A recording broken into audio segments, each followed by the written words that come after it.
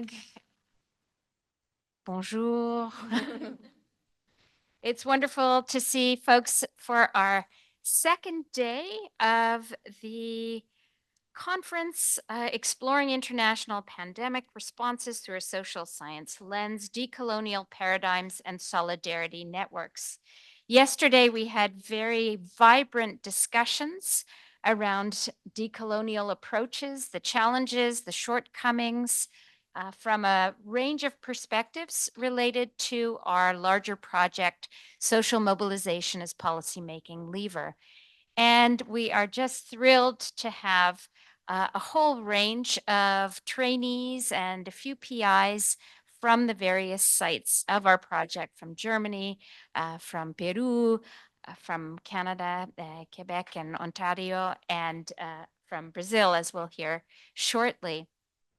So I just want to do brief introductions and also explain the lay of the land. We'll have two presentations, and then we have two animators who I'll introduce shortly. And the idea of the animators, or animateur, animatrice, is to get discussion going. So don't worry, we're not going to have another 10-minute professorial discussion, but rather a stimulation of our larger conversation and dialogue as per our project. So we'll see that at the end. But for now, please let me introduce our two main speakers and then our translator in action. So first of all, Camila Baez is a photographer and video maker who works on capturing and editing audiovisual material for social institutions in the peripheries of Sao Paulo, as well as for public events in the city.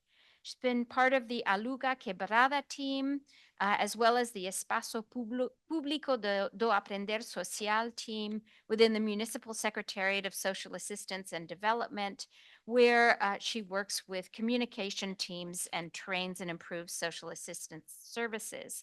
She's graduated from various technical courses in community guidance, public policies, audiovisual production, and technology, and has a degree from ETEC de Ticatira from 2015.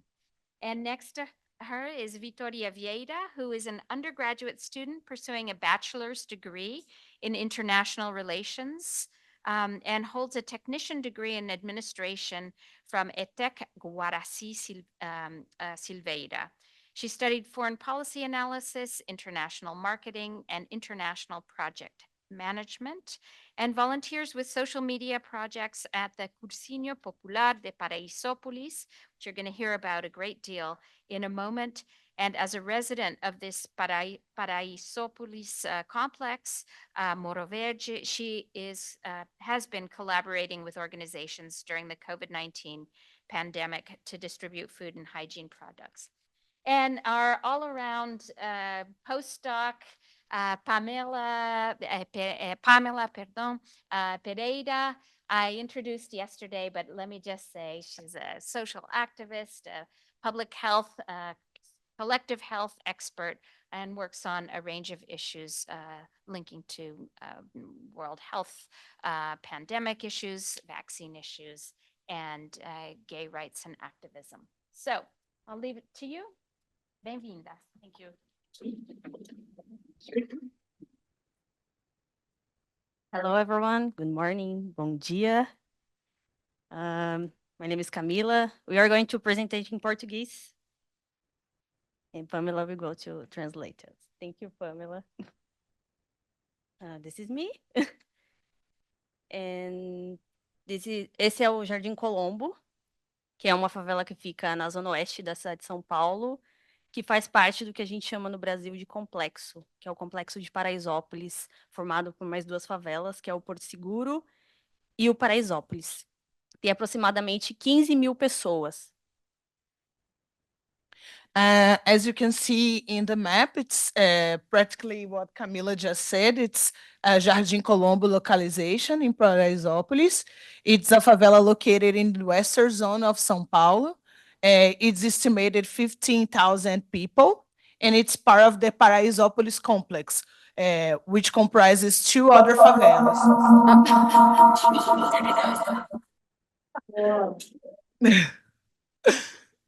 Okay? No? And Porto Seguro, it's Porto Seguro and Paraisópolis. The Jardim Colombo is like a sub-region of Paraisópolis. Essa é uma foto nossa em 2020, durante a pandemia, e agora fez um ano essa foto da visita das equipes no Brasil ano passado. Aqui a gente fala um pouco das estratégias que a gente utilizava na pandemia e que a gente também utilizou agora para divulgar as oficinas no território. Então, como cartazes, utilização de comunicação verbal, não verbal, escrita, visual. Camila worked during the pandemic with communication strategies in Jardim Colombo.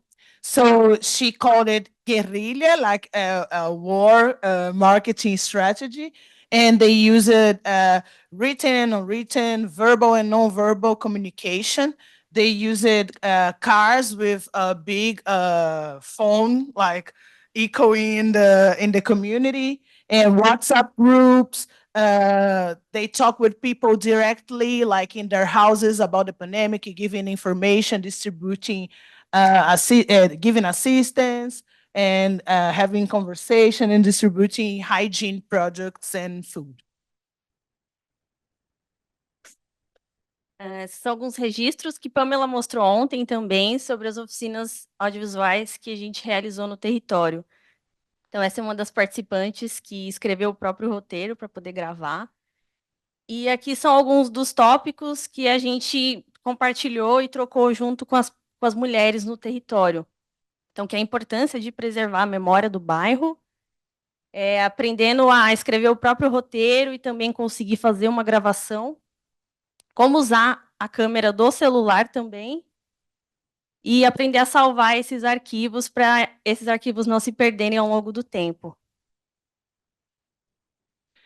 During the workshops, was me and Camila was responsible for this more technical information for the participants. So this is where the topics that we worked with them, the importance of recording memories, the recording process in the cell phone, and scripting to filming. And the intention was they could script their own videos, and somehow all of them do that, but just one did it written, Lindetti. When you read, yours, not yours, her, it's her script it, and how to use the phone, because they all are old woman, 60 years old or more, so they don't know how to manage the phone, the cell phone functions. They don't know how to use the camera. Sometimes they don't know how to record a video. And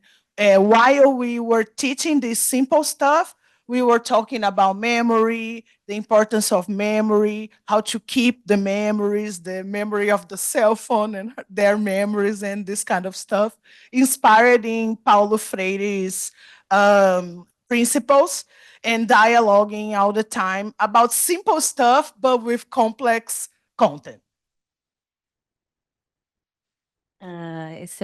Esse é o nossas redes sociais, né, do SMAPL. No Brasil temos o Instagram, SMAPL_Brasil, temos o site que a gente fez para preservar essa memória do bairro, e também o site para todas as equipes do SMAPL, para a gente também catalogar todo esse material que vem sendo produzido.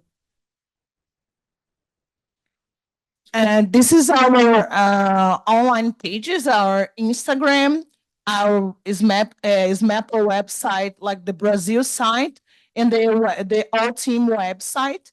And they were all made by Camila. And all the photos, the designs, and everything visual in our team's presentation was made by Camila. And the photos were shooted by Camila and Victoria. Hi, I don't speak English. Bom, como a Ana Emanuele já fez uma breve introdução, eu só vou, obrigada, só vou ressaltar que eu também faço parte do projeto SMAPL, né, com o projeto Gestão e Memória. Os 2 projetos sociais que eu faço parte no Complexo de Paraisópolis, que é o projeto Clique na Favela e o projeto do Cursinho Popular de Paraisópolis, e como isso me ajudou a ampliar o meu olhar como pesquisadora e como uma residente no Complexo de Paraisópolis. Victoria wants to complement a bit the presentation, talking about how being participate in this research make her with a broad view of her community and knows better the importance of being a student and stud her own territory. And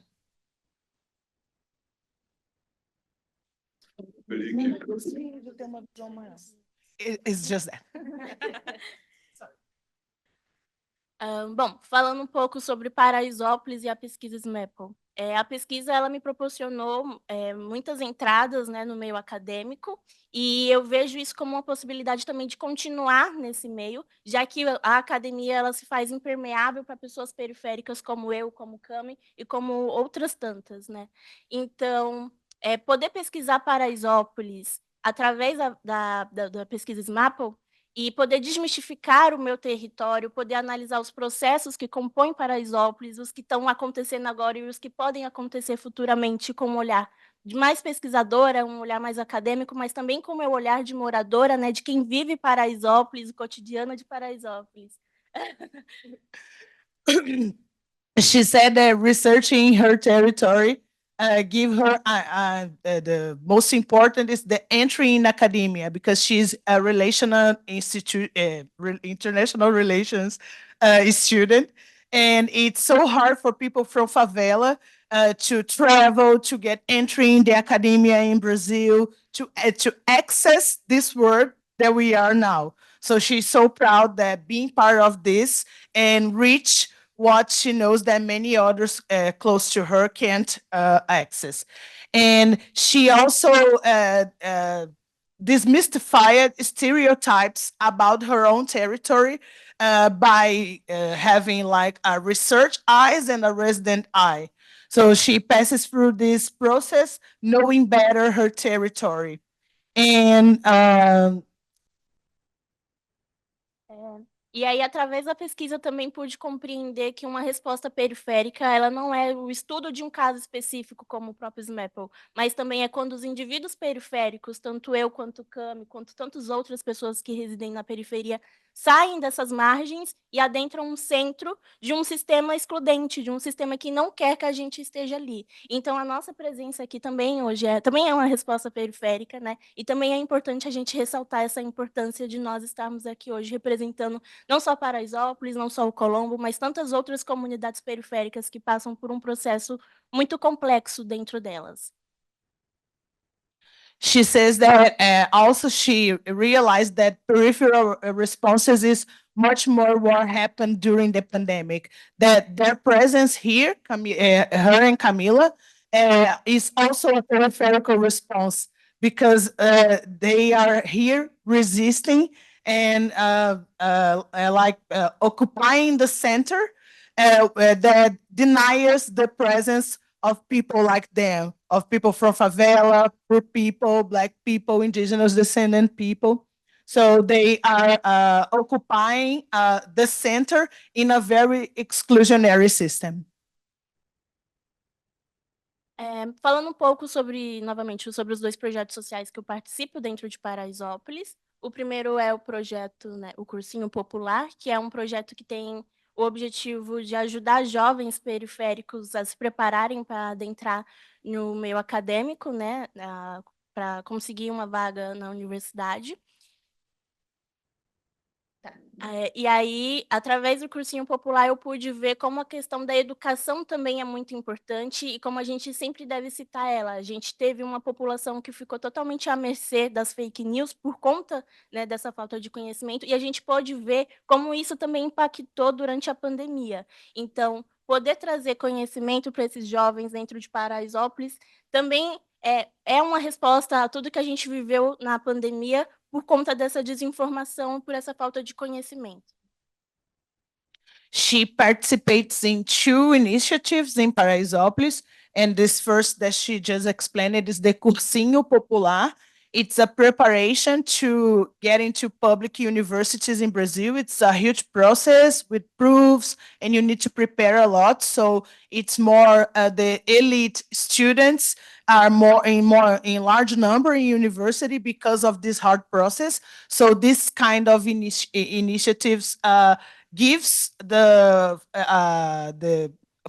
students from favela the knowledge to try position in a public institution, in a public university in Brazil.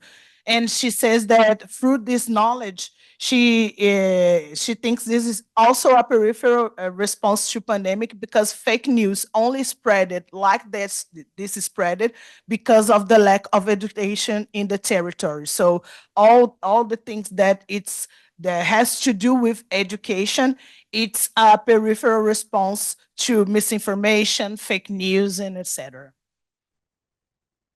E o projeto Clique na Favela, que é um projeto de audiovisual, que ele vai além do que ensinar termos técnicos e técnicas de fotografia. Ele ensina aos jovens que a gente tem que se identificar com o nosso próprio território e que a gente também tem que desmistificar tudo que as mídias falam da nossa comunidade. Então, é um projeto que ensina essas releituras do nosso território e retiram essa marginalização.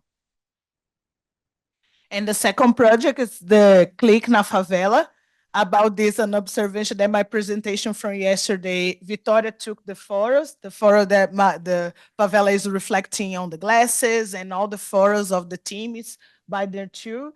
And Victoria is like training her view through this course. It's not. She said that it's not just about technical knowledge. It's not about knowing about how to operate a camera or something like that. This is focused in training the residents' eyes to take a different look to the favela.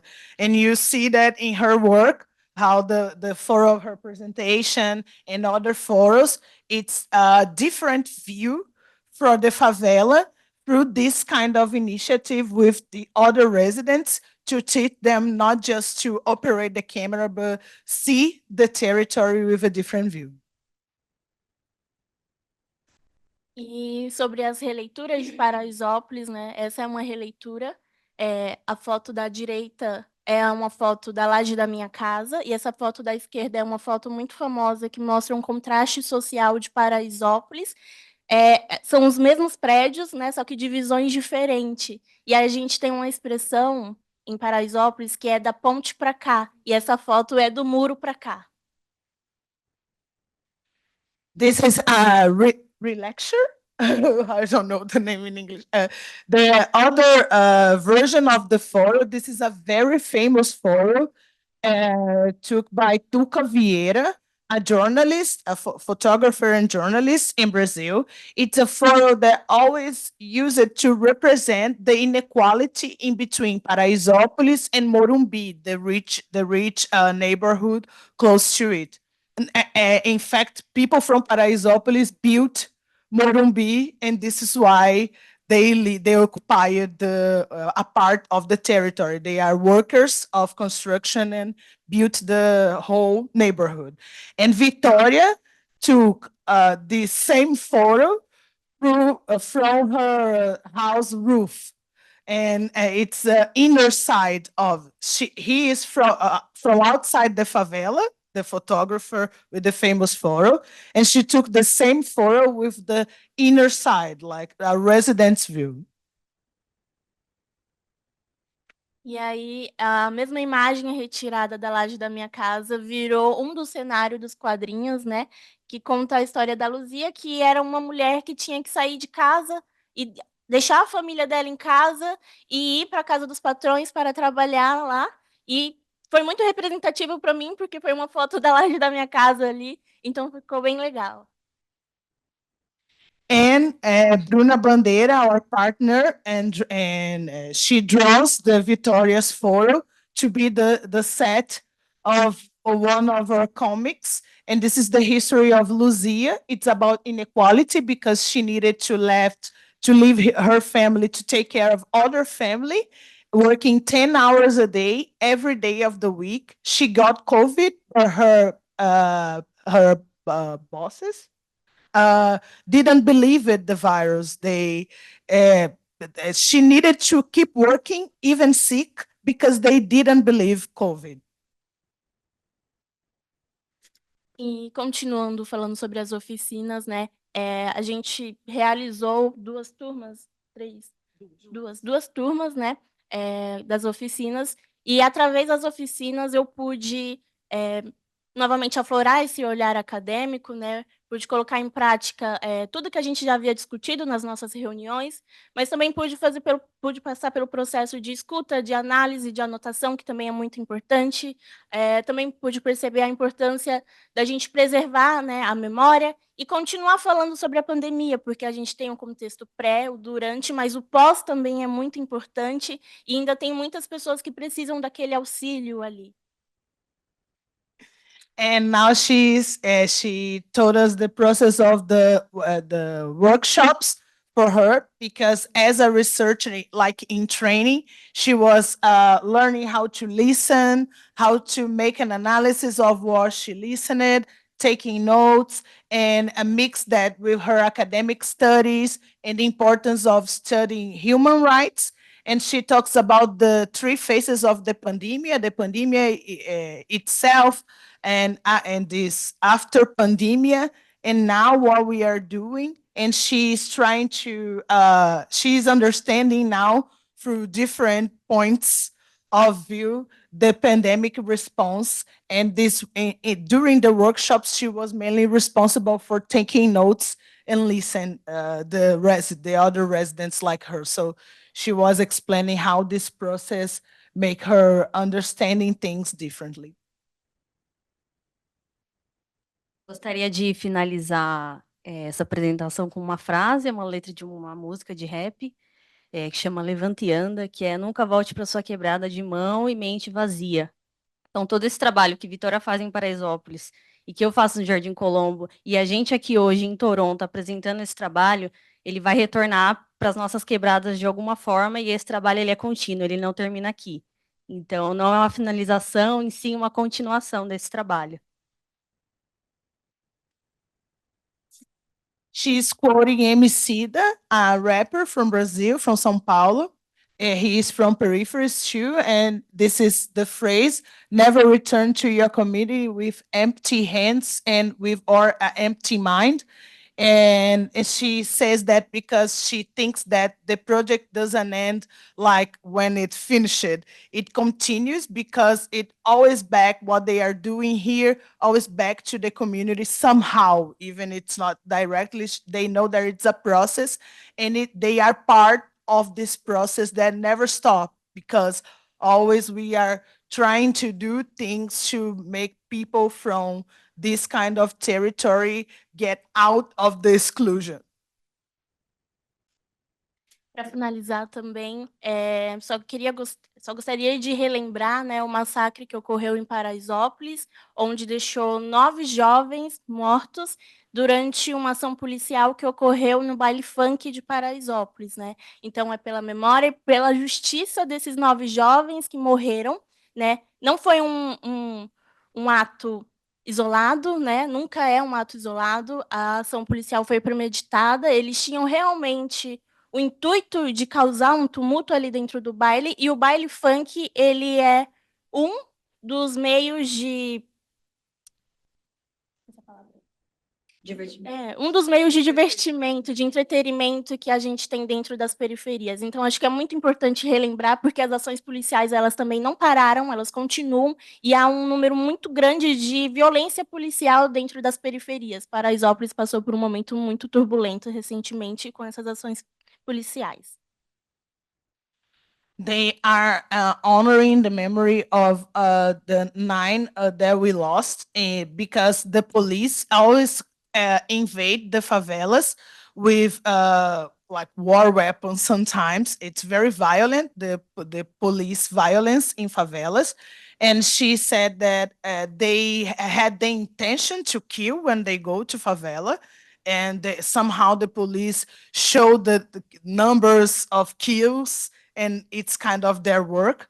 So they want to cause confusion in the favela territory on that specific day, and ended up with 9 young men dead.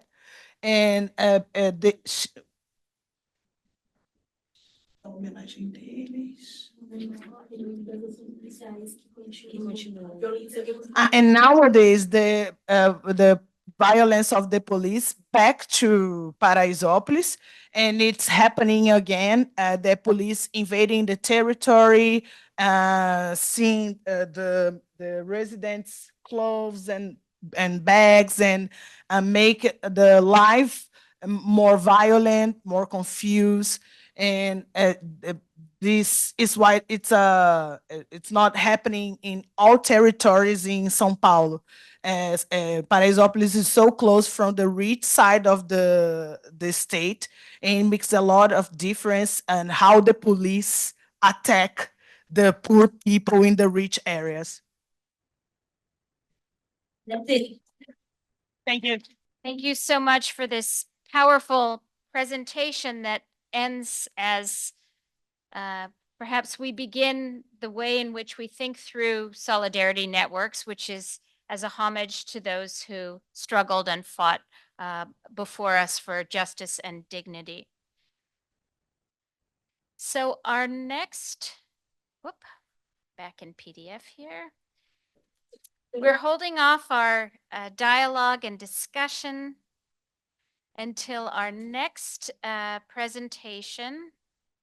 So let me just get this in view. If anyone wants to help put this up, I'm not the techie. I'm a late recruit. So continuing with this theme of the role of solidarity networks, we now turn to Peru with the presentation by Helen and Lucero. So Helen Palma received her PhD in social anthropology from the Federal University of Santa Catarina in Brazil just last year. So she's a SMAPL doctor, we'll say. She's a professor and researcher at the Universidad Peruana Cayetano Heredia in Lima, where she's a member of the Health Policies, Systems, and Services Research Unit, and also a member of the Nucleus of Studies on Indigenous Knowledge and Health, and has many years of experience with the Awajún people, having carried out her doctoral research on historical political perspectives on nutritional interventions in the province of Condorcanqui in the Amazonas region of Peru. Lucero Diaz Gomez holds a BA in Political Science and Government and is currently a master's student in Public Health and Global Health at the same university. She's a research assistant for this transnational project, SMAPL, and is a member of the Health Policy Systems and Services Research Unit of Cayetano Heredia as well, and has prior work experience in monitoring the implementation of Peru's intercultural policies based on a human rights approach. Welcome. Hello, everyone. It's a pleasure to be here and share this conversation with Victoria and Camila and all of you. And so now we are going to share some ideas about the Peruvian case. This is our team. Here is Ruth, Jimena, and also there is Sandra Sahuput, which is she is a young Awajún student.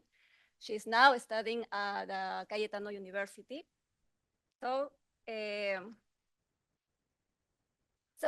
now in this presentation, we will share some of the main mobilization and protection strategies that the Awajún developed during the pandemic. In addition, we will briefly reflect on the connections between these experiences and the historical memory of the Awajún about the epidemics and crises of the past. So first, I would like to say something about the context of our work. The communities that participated are located in the northeastern Amazon, close to the border with Ecuador, what is in yellow. So a first point to make is that frontier societies like this have functioned at the margin of the state from a long time. That is, with a weak of presence of institutions. For example, the Ministry of Health began to have a more visible presence in this area only in the late 1990s. So now Lucero is going to share a little about the pandemic in Peru.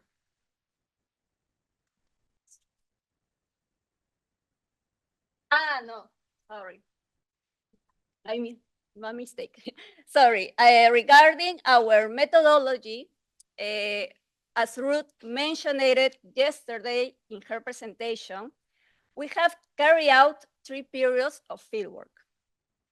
Perhaps one of the main challenges was the geographical distance.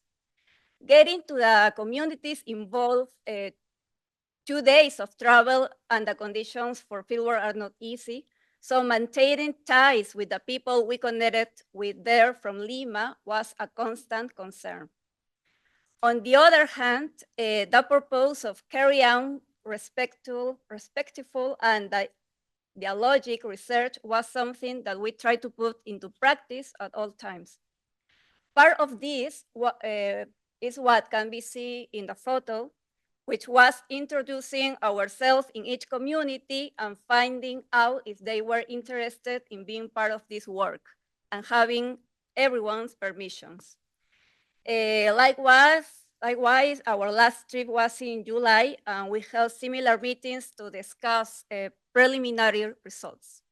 So, ahora sí, Lucero.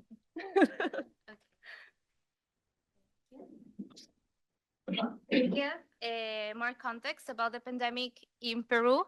Peru was one of the first countries to establish mandatory quarantine in Latin America in mid-March. But despite this, we had a great wave of contagions at the national level until July, as you can see in this timeline. And we had also one of the worst mortality rates in the world. And well, COVID arrived to the Amazon and Chiriaco on April, and this first wave was the most devastating for the Amazon communities. Well, it's important to mention that in Peru, the Peruvian healthcare system had several structural problems, such as the lack of medicine oxygen that generated a crisis in this first wave, as you can see in the photo in the timeline. And Amazonal rural communities had even more limited access to health services. Many communities are geographically far from health centers, and in many cases, these centers don't have enough resources or personnel to provide healthcare. Because of this, the historical link between the local healthcare workers and the communities are complex, but there were some people that had a bond of trust with nurses and physicians that have been working for a long periods of time in these local healthcare centers, or that they are Awahun healthcare workers that are part of these communities. The most important in both cases was that they provide humanized healthcare. Well, going back to this timeline, during the first wave, the local health centers had fewer resources to provide medical care to patients, and also was a challenge for these local healthcare workers to deal with the lack of resources and also personal protective equipments.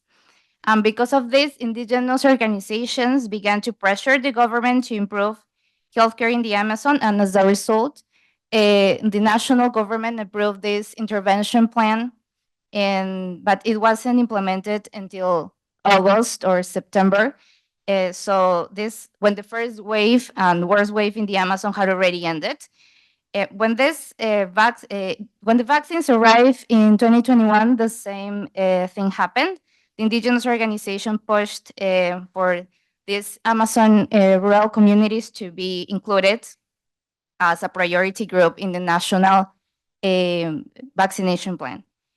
But well, this first wave generated a lot of solidarity networks in these communities during this first wave.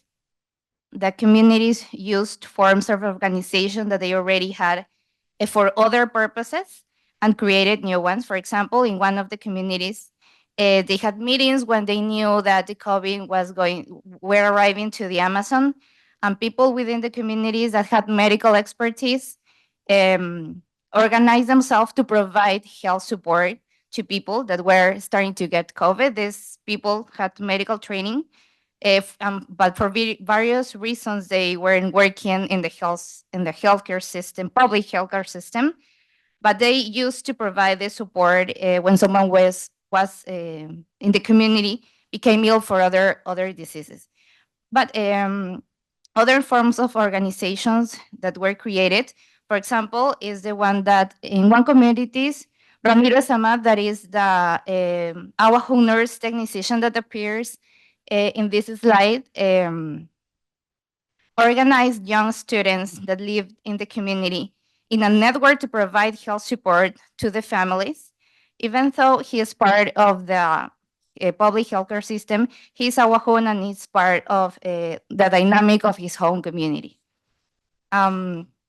Second, the families build support networks to care people within their families who are starting to get COVID, asking for help from relatives and people close to them, people who were not yet infected or had mild symptoms to care of those who have more severe symptoms.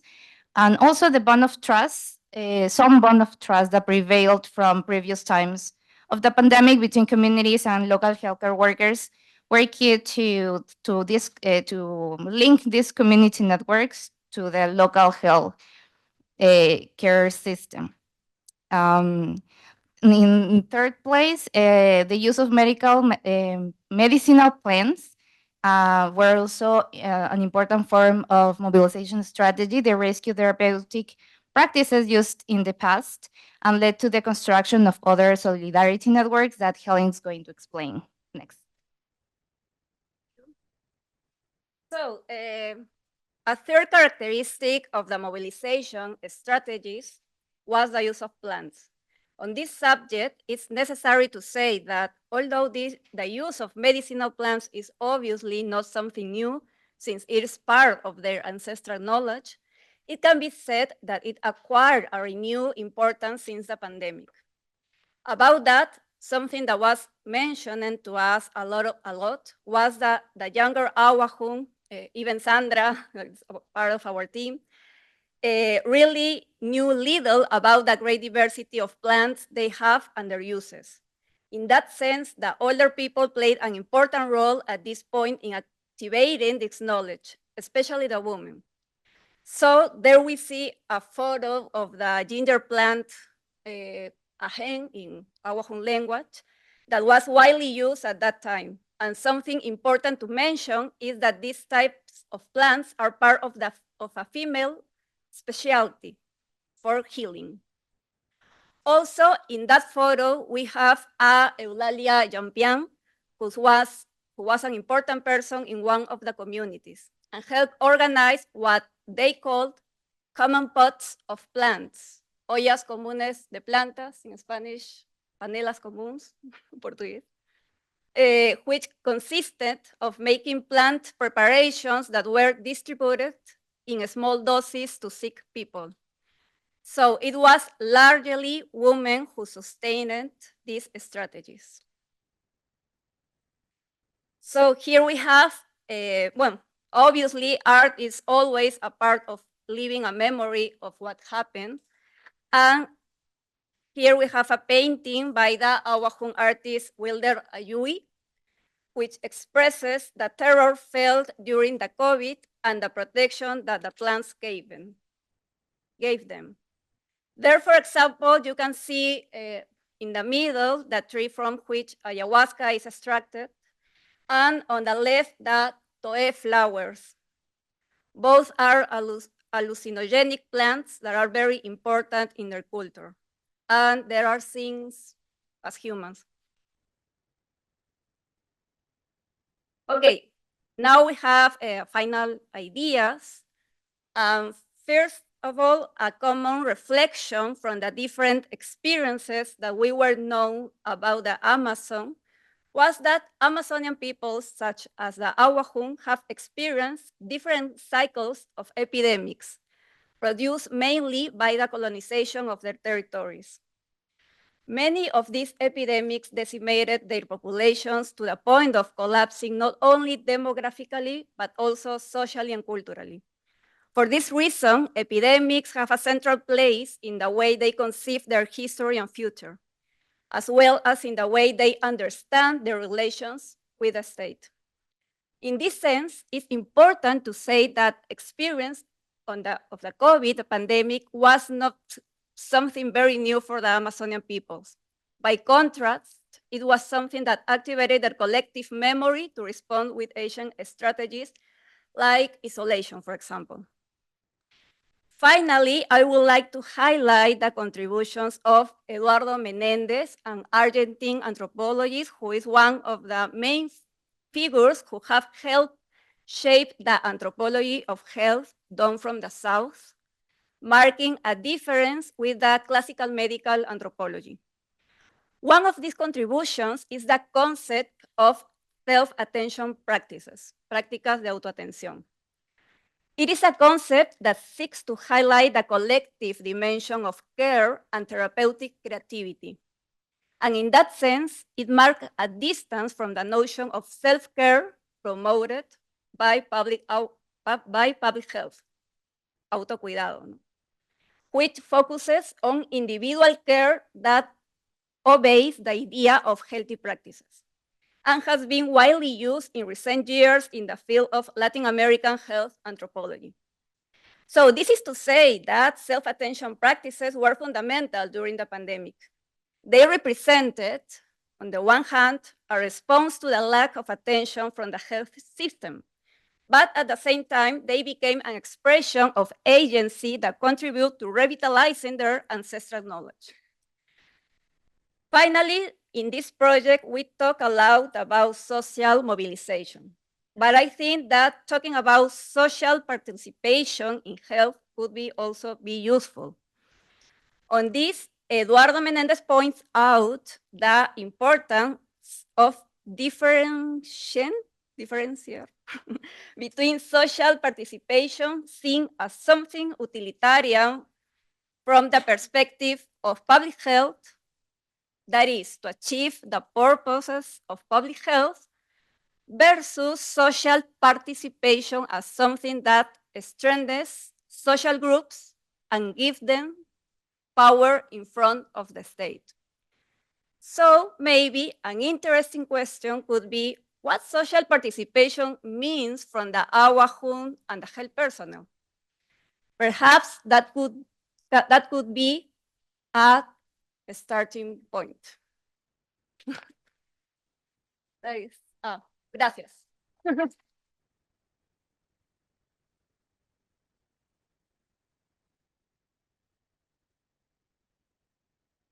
Thank you so much. I already see not only dialogues between and among these these various talks, but also themes like ginger from Bochum, right, to the Amazonas between yesterday and today. So now's the time for dialogue. I'm actually going to see if I can stop us sharing and zoom, pan out the camera. Let's remove this. This should be pinned, but anyway, we'll figure that out in a moment. I'm really pleased two of my absolute favorite colleagues are here to hang out with us for the day, the morning. And first, Bianca Dahl is a medical anthropologist who works on humanitarianism, health, and human rights, and has a forthcoming book called Sexy Orphans and Sugar Daddies, The Sexual and Moral Politics of Aid for AIDS in Botswana. So really excited to see that, that work.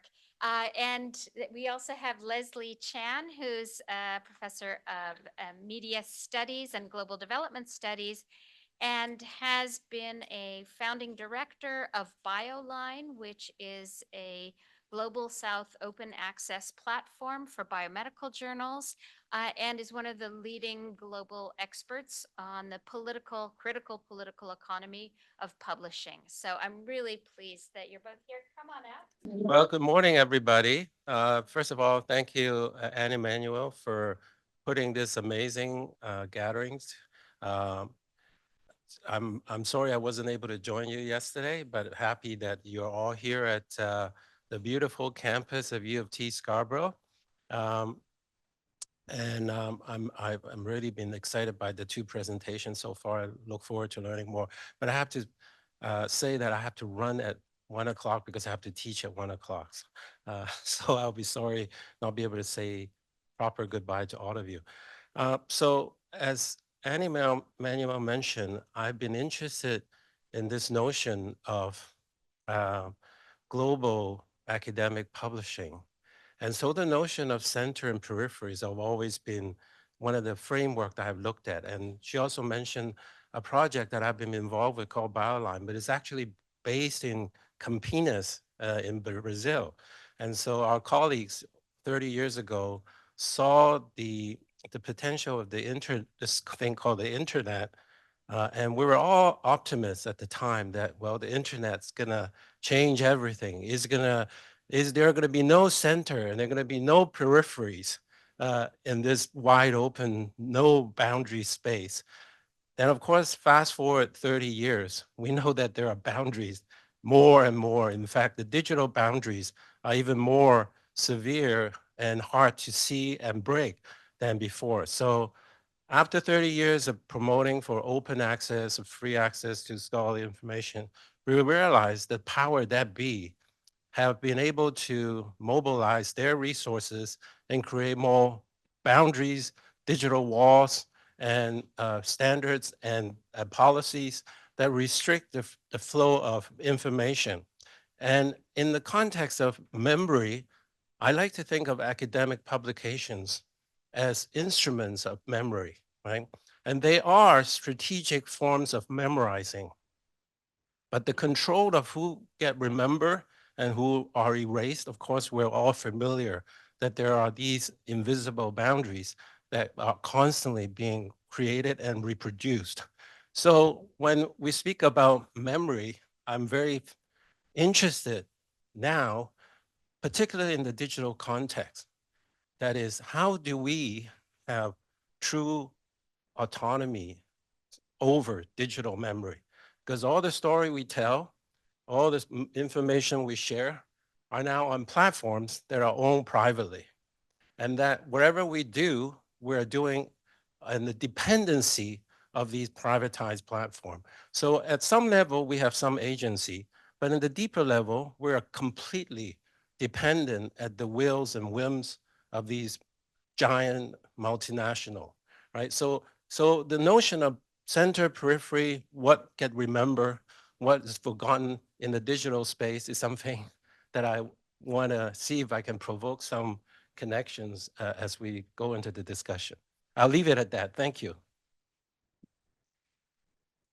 Well, these were fantastic presentations. I think there's so much that can be said about both of them, but it feels like a privilege to get to comment on them and to also speak to some of the themes that my colleague has raised here.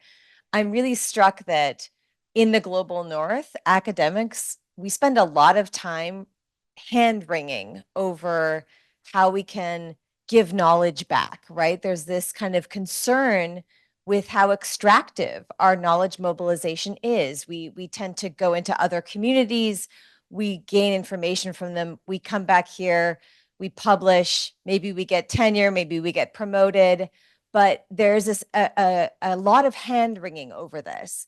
And yet what strikes me here is that both of these presentations have done something that is so much more complex than the concerns that get raised so regularly in this, set of questions about extractive knowledge. For several years, I directed an institute that brought scholars from the Global South to Brown University in the US. And the goal was to train scholars, to give them access to better knowledge and resources. But it strikes me that what you are all doing has so many more layers than that, because very explicitly in the Brazilian project, you're bringing knowledge into the community, disseminating it through all these various means, which is very powerful. But then I was really struck by your point that you're not just training people to use the cameras, but training them to see in a different way, which is the ultimate goal of education.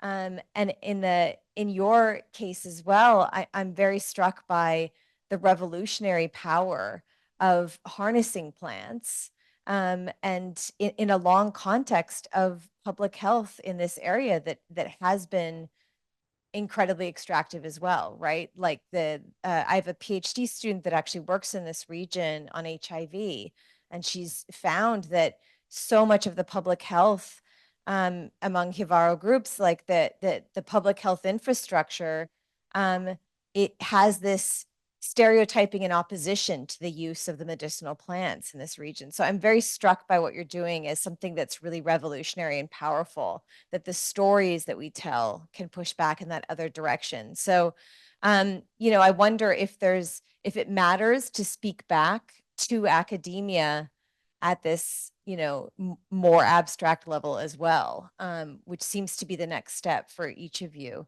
And then I just want to say one more thing really quickly, which is about old women. Because I was really struck that this is a through line for both of you. And it, again, just thinking about sources of power that are marginalized or excluded from the conversations that we have.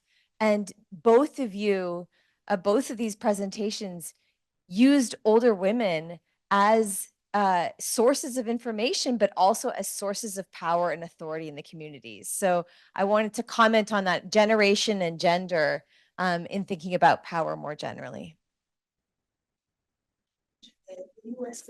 Floor is open, discussion, comments.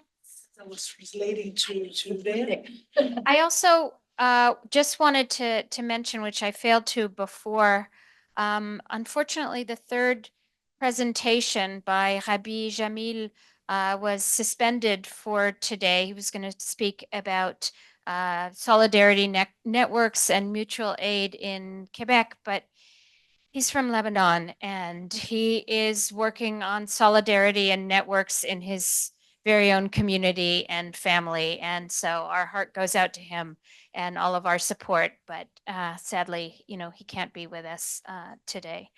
So we've got lots of discussion and translation going on. What do you think? What do you make of, especially our visitors? We have. Hello, thank you for both presentations. I'm really glad to find out also some points in common that we are start to think about. And it resonated to me that in both presentations there was very much focus on giving back. Your last phrase about giving back to the community, being part of the community. So how do you move from that position, coming out and going back? And we do have a little bit less of that effort still developed. In the case of Peru, we do have a student, but we know also the challenges that makes that is for students to get into the academia or to get the same level that is expected in academia because you haven't had the same background. So it's very important, for example, the project you have about helping and training young students who probably didn't went to the best schools in the country, but they have to compete with them to access university. So that it's also an effort and something that academia need to acknowledge from the beginning also, right? Like we said, yes, we're open and everybody's welcome, but not everybody's welcome, right? So how do we level that? And again, it's not always easy, and it's also part of the way you see each other, or you're trained to see your world and your environment to go back. Most of what experiences, for example, in Peru or in the Amazonian people, is that when they get the opportunity to move to the city, to move to academia, to get a better position, it's hard or even unjust, or you couldn't blame them for not going back to a condition that it's worse off than the ones that now they will be able to achieve. So I think that's changing the lenses of how we look at each other, and how we look in the position we are is very important in, well, in all of the cases. Thank you for pointing or making that explicit. Wow. Was super interesting, and the comments were super interesting too. It's a very moving session, I think. But I want to add something that I think that by your work in Peru and Brazil, you're showing us somehow that she was talking about extractivism, how we get information and then get back to the university. But I want to make a difference between the periphery and the communities as not only a source of information, but a source of knowledge. We are learning from them, and that's very different. And the fact that you are here presenting your work and we are learning from them, it's not just to get information, and I will think I, with all my privilege and so on, it's I have to make an effort to understand because you know something better than I am. And that's very important. That's very powerful, I think.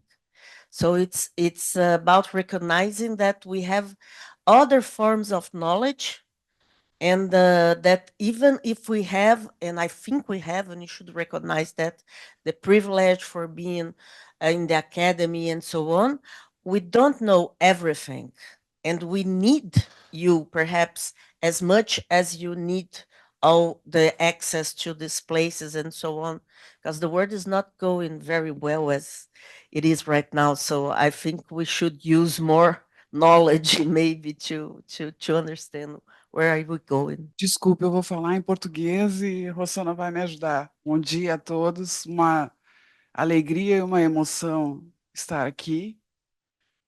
She's very moved and happy to be here. Mas eu queria comentar dois pontos. O primeiro já surgiu na apresentação da Pamela ontem.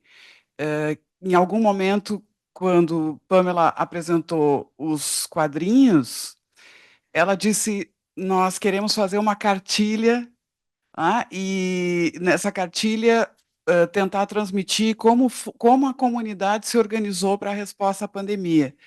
E, me somando ao que a Rossana disse antes, é importante dizer que nessa cartilha nós não queremos ensinar como se organiza uma resposta à pandemia, mas compartilhar o que nós aprendemos no Jardim Colombo e em outras experiências que a gente estudou, e fazer um documento não para dizer como as comunidades têm que se organizar, mas para contar para o centro o que a periferia fez.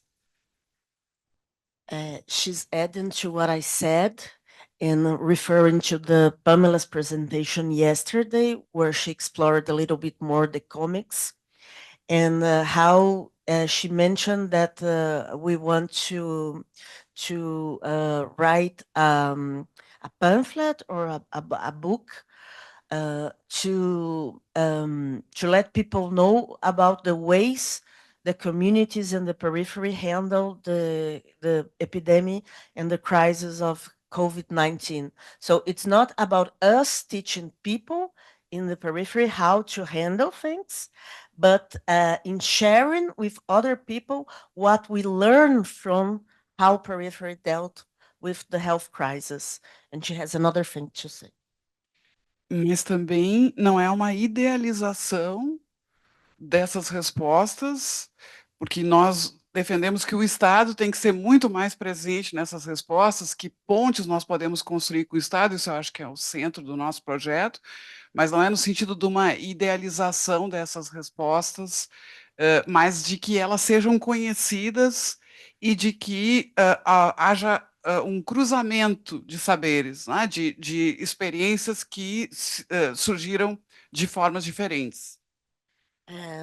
She's worried that, or she's conscious that we should not idealize or romanticize the answers of civil society of the periphery, because at the end, our goal is to make the state responsible and more efficient in their responses. But she thinks that through this conversation, through this cross-fertilization between the peripheral knowledge and what we expect states to do, we might find better solutions than we have now. E última coisa, queria perguntar para vocês, aí eu nem sei se a Rosana precisa traduzir ou vocês podem depois responder diretamente, Camila e Vitória, como foi essa passagem do vídeo para a HQ? Porque, se eu não estou enganada, isso teve uma repercussão positiva nas mulheres que fizeram o depoimento, né? E também como vocês pensam que seria acolhido se a gente tem uma forma de comunicação mais potente no vídeo ou na HQ, porque a impressão que eu tenho é que, como existe uma resistência, é incômodo falar sobre as memórias da pandemia, existe dor, existe uma exposição também pessoal. Eu pergunto se vocês acham que, de fato, como a gente pensou no início, a HQ é mais potente do que vídeo, ou que a divulgação dos vídeos, dos depoimentos que a gente colheu, embora eles vão estar à disposição também. Não sei, acho que não precisa. Uh, sorry. She wants to know more about how the women who were part of the project reacted to the change from the videos to the bande dessinée, to the comics, because she's under the impression that they prefer the comics, because talking about COVID and everything that happened, it's too painful. And the comics somehow relieves a little bit in the o meio, né? In the middle, né? The technology of communication is a little bit softer than the videos, and how they could expand on these new forms of communication. What do you think we should do next? Thank you both for your presentations. And I have a question for the Brazilian team. And it is in line with what Professor Daisy just mentioned about the process of making the comics. Since it was such a, like personal process, that you went through these conversations in order to get their stories. Did you have to deal with some emotional difficult situations while talking about your experiences, and how did you deal with these situations, and if you also had some type of support, you as the research team, if you had some kind of support in order to deal with these personal situations that the community shared with you. To answer, they will make a block. One of each other will respond each part. I don't know. They respond and then you respond. Okay.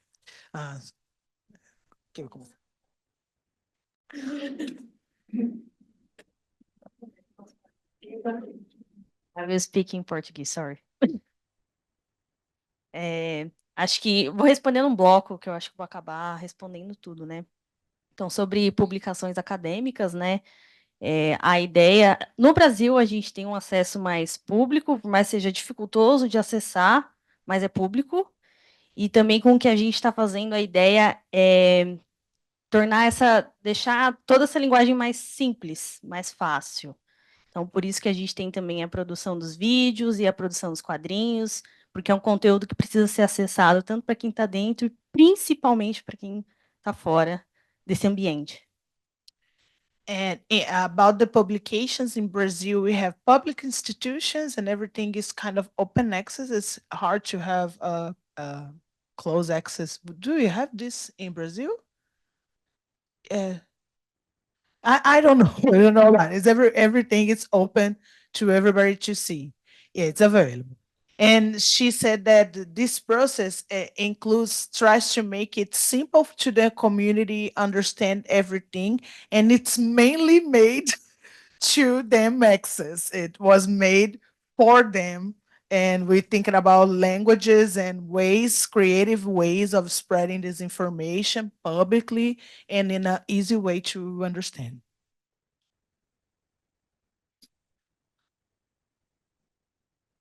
Your question was about... lost track of my own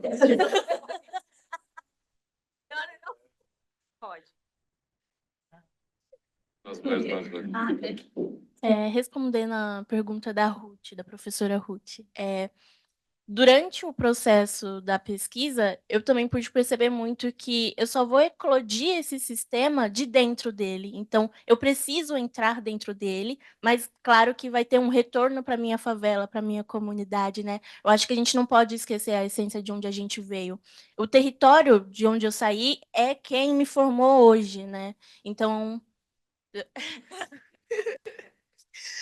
She said that through this process, she understood the importance of occupy this position in the center, and that, but she don't intend and don't want to forget because the place that she came from forms her. So she always thinking about returning and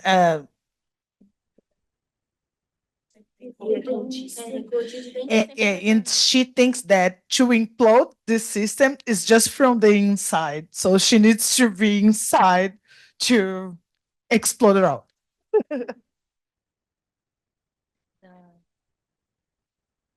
Não lembro exatamente a pergunta, desculpa. Mas tem a da Bianca também, que é de... já esqueci a da Rimena.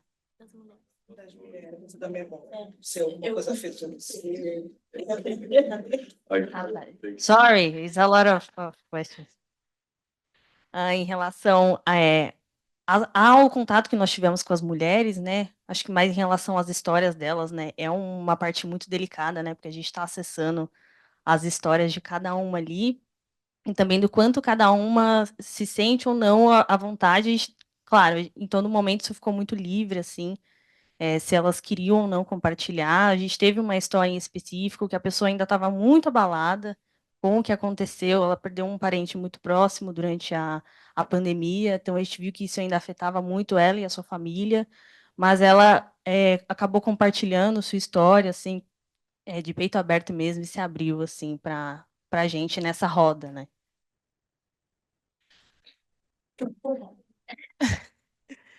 Through this process of collecting, listening the woman, it was a lot of moments, touching moments, emotional moments, people crying because of the type of the memories.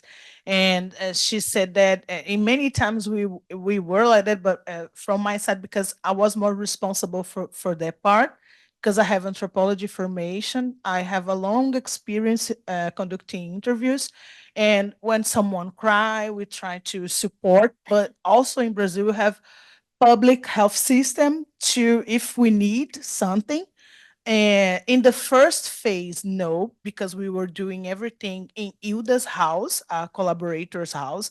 But in the second part, we were in a public project with psychologists present. The leader of the project, the coordinator of the project, they have pedagogy, psychiatries, or psychology formation to give support, because it's already a project to give support to mental health, because they are all, almost all, with 6 years old or more, but they also have younger women with mental health needs. They are together with the old woman in this project. It attends children and old, not the young in the middle.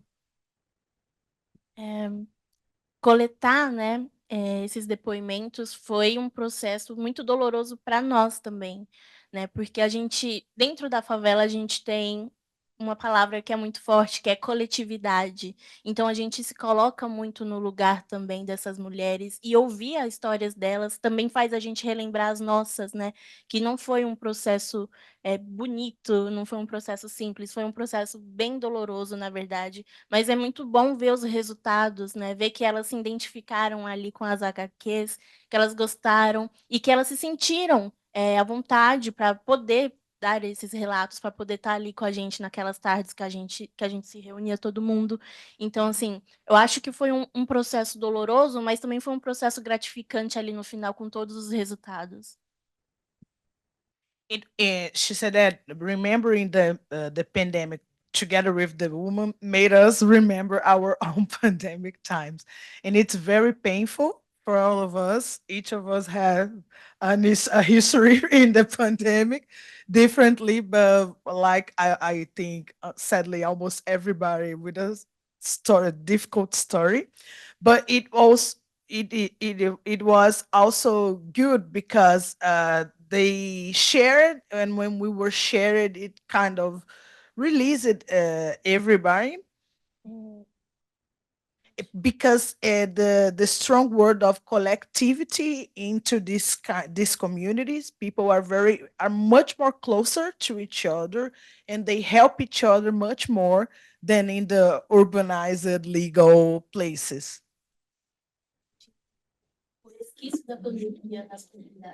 And it makes us understand the consequences, what left it from the pandemic time in the communities. And about the the comics, sorry, about the comics, people like much more the comics because the videos are longer, they are very detailed and with painful memories, people crying, and the comics give a different way. The stories is still sad, like what they are saying, it's not happy memories, but it easier to have contact with these members, and they liked a lot to see themselves as comics. I think everybody likes it. So when we send them before we publish in the internet to see if they like, or if they want to change something, if they are liking the lines and everything, and they all love the comics. In my earlier excitement to make some comments about the presentation, I forgot one important point that the Brazilian presentation and the Peruvian presentation remind me is the affirmation, as you mentioned, that knowledge resides in the community. They're embodied knowledge, whereas what we share mostly are these kind of constructed way of seeing the world.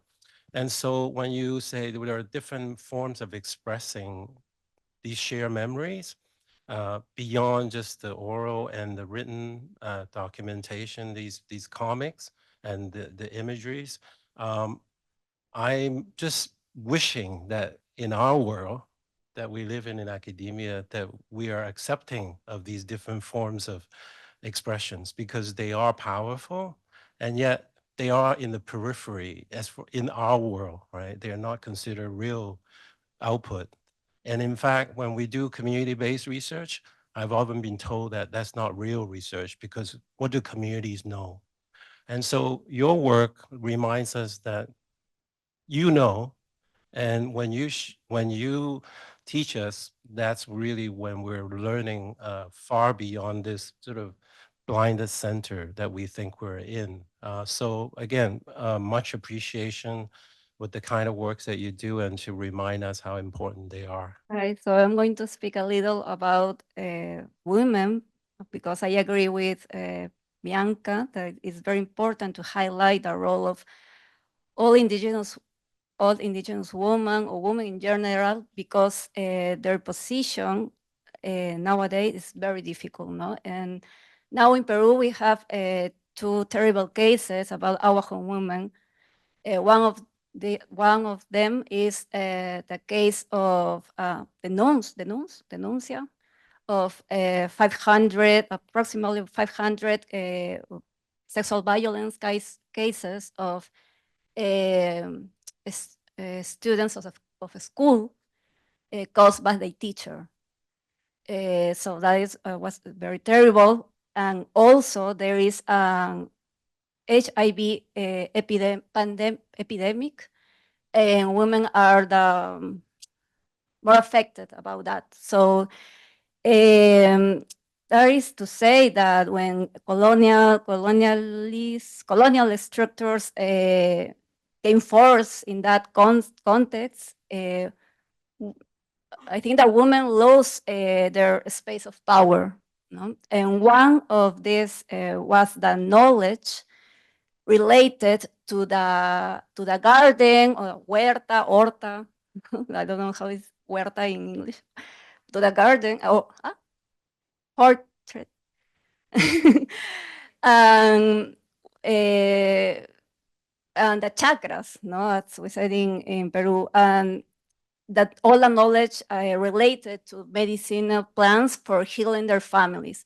So when the process of medicalization of health came forth, and also the industrialized food entered to, with force in this context, women stayed in a very difficult position. So in all this bad situation, I think that one positive thing that, ¿cómo se dice que salió? Came up with the pandemic is that the role of indigenous women was better, a little better, or not better, but recognized. So I think there is something that gave a little of hope and good things. Yeah, just to add what Helen said, I remember one of the women we work with also mentioned the importance for them to have this experience written because they have more like oral tradition to transmission knowledge.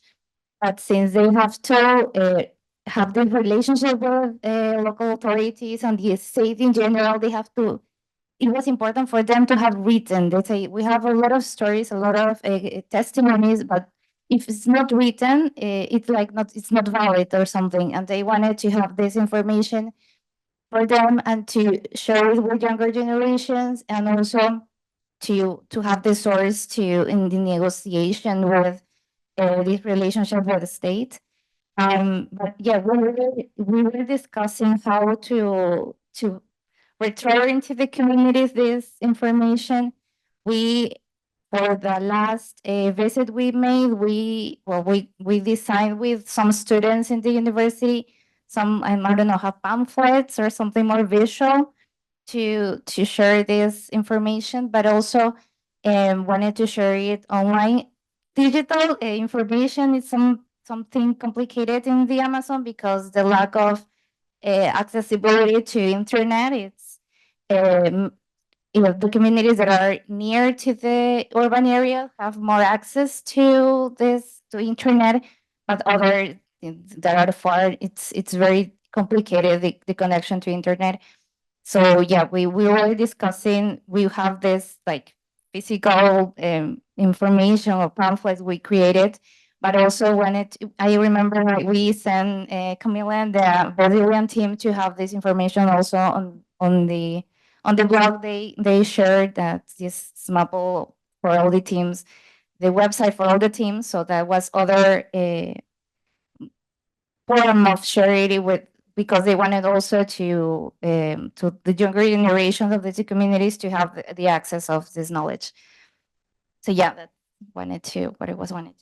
Just wanted to point out something that I think we learned also from as members of the academia, from the academia within this process, and I think it's something that we've been sharing through the whole teams in our different meetings, and it's the importance of mentioning and naming and making clear that who's the owner of that information and that knowledge, right? And that came up in some aspects when we had to make all the ethics, for example, in our research, the way we do the ethics committees, and how do we are supposed to keep anonymous interviewers and keep the privacy. And we found in our case, and I think in others, that people wanted to be named and said, that's where we put the names of the people. They're not seen on fake names, anonymous. Right, informant number one, informant number two, because we ask them and we'll say, if they want to be acknowledged, we will put their names on it. So in some way, and most people wanted to be named and recognized. So I think that's something that it's a way in which we try to recognize and give back or acknowledge their knowledge about the things we're exploring too. So, wait, can I just make one comment? Just because I've got the mic, I'm going to take advantage. Okay. No, I just wanted to make one comment about the comics and a question, I guess. Because you were saying that they're mostly being used in the communities, but is there any possibility that they'll also be taken back into the classrooms, into courses and academia, et cetera, as some kind of, I have a colleague who teaches a course in graphic medicine and health. And so all of the texts are graphic novels. And then that's the entry point for then talking about different themes. So I wondered if, in terms of recognizing knowledge of it coming back into another space, if that might be possible or something on the agenda. Como eu falei, eu trabalho em um cursinho popular, né? Então eu acho que já está sendo um retorno, né, mais educacional, mas eu creio que Cami também pensa assim em dar mais um retorno para nossa comunidade, né, um retorno mais direto. Com a minha carreira, tá. Em relação à minha carreira específica, eu acho que eu sou bem acadêmica, mas eu acho que trabalhar, levar esses projetos assim de uma maneira mais ampla para a comunidade, eu acho que é algo que eu vou futuramente pensar em fazer, sim. Sim, não, sim, junto com o que eu estou me formando agora, junto com o meu curso de RI. And she says that she sees a complement with the work that she's doing now in her formation in international relations to keep using this during her career. Now she's undergraduate, she's very young, but she can see this kind of knowledge in her repertoire through her life because she comes from this reality. Eu há muito tempo, na verdade, eu não me via na academia, assim, não era algo que eu pensava, uma carreira que eu pensava em ter, mas eu estou cogitando agora essa carreira. Mas também trazer tudo que eu tenho, assim, tudo que eu adquiri ao longo da vida de conhecimento e também pegar essa parte mais artística, assim, da minha vida e também levar para a academia e transformar os resultados que sejam para além de uma tese, não sei como é que chama no mestrado, para além de uma dissertação, que seja algo também mais comunicável para todos, que não fique só ali naquele ambiente que eu consiga transmitir ele para fora, né? Para que, por exemplo, minha mãe consiga entender o que eu estou fazendo assim na minha vida. At first, she had a kind of resistance to academia jobs, but now after the project, she can see more a future inside of this field. But she's still focusing not in just the written results, like keep developing other ways of transmitting at the point that her mother can understand what she's doing. So let's resume our morning session. I am Paulo from the Brazilian team, and I will be the chair of this second part. I will be brief in the presentations because we are out of time.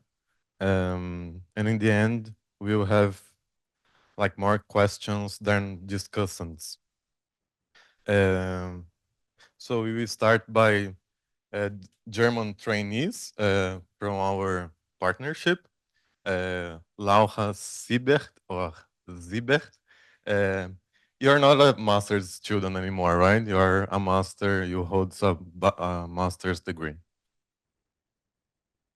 recently in September, you defended August, yeah. In August, she defended her thesis in human geography at the University of Minster, besides her bachelor's degree in geography and social anthropology.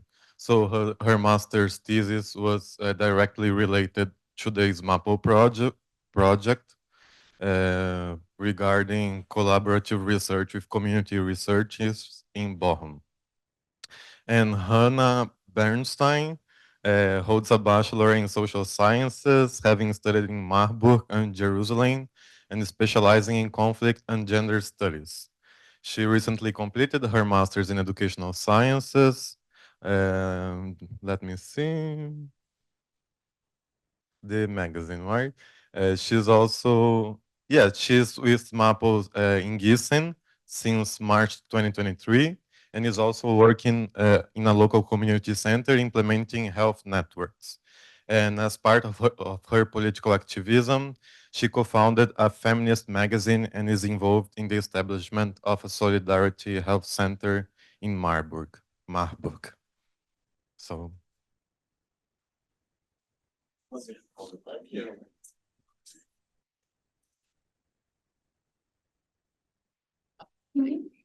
Say aloud. Says. Oh, you got it. Okay. Thank you. Hello. Yes. Thank you very much for your introduction and presentation of us.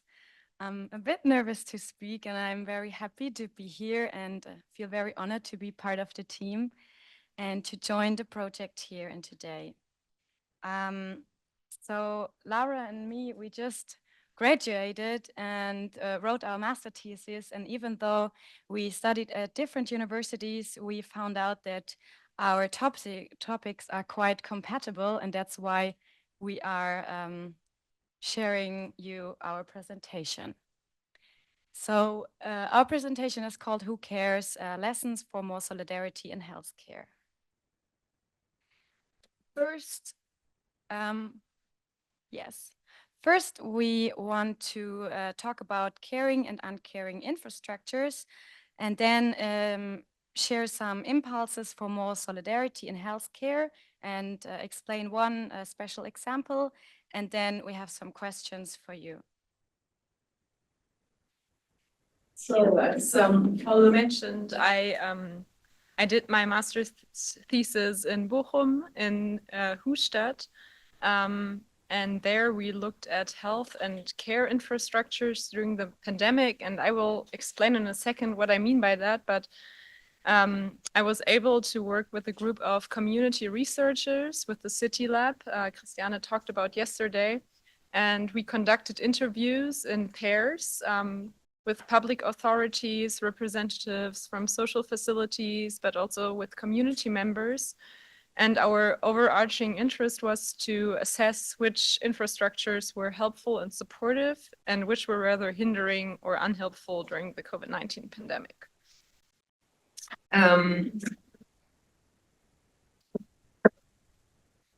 So just to briefly give a introduction to the theoretical lens I used for this. I approached this interest with a feminist care ethical perspective.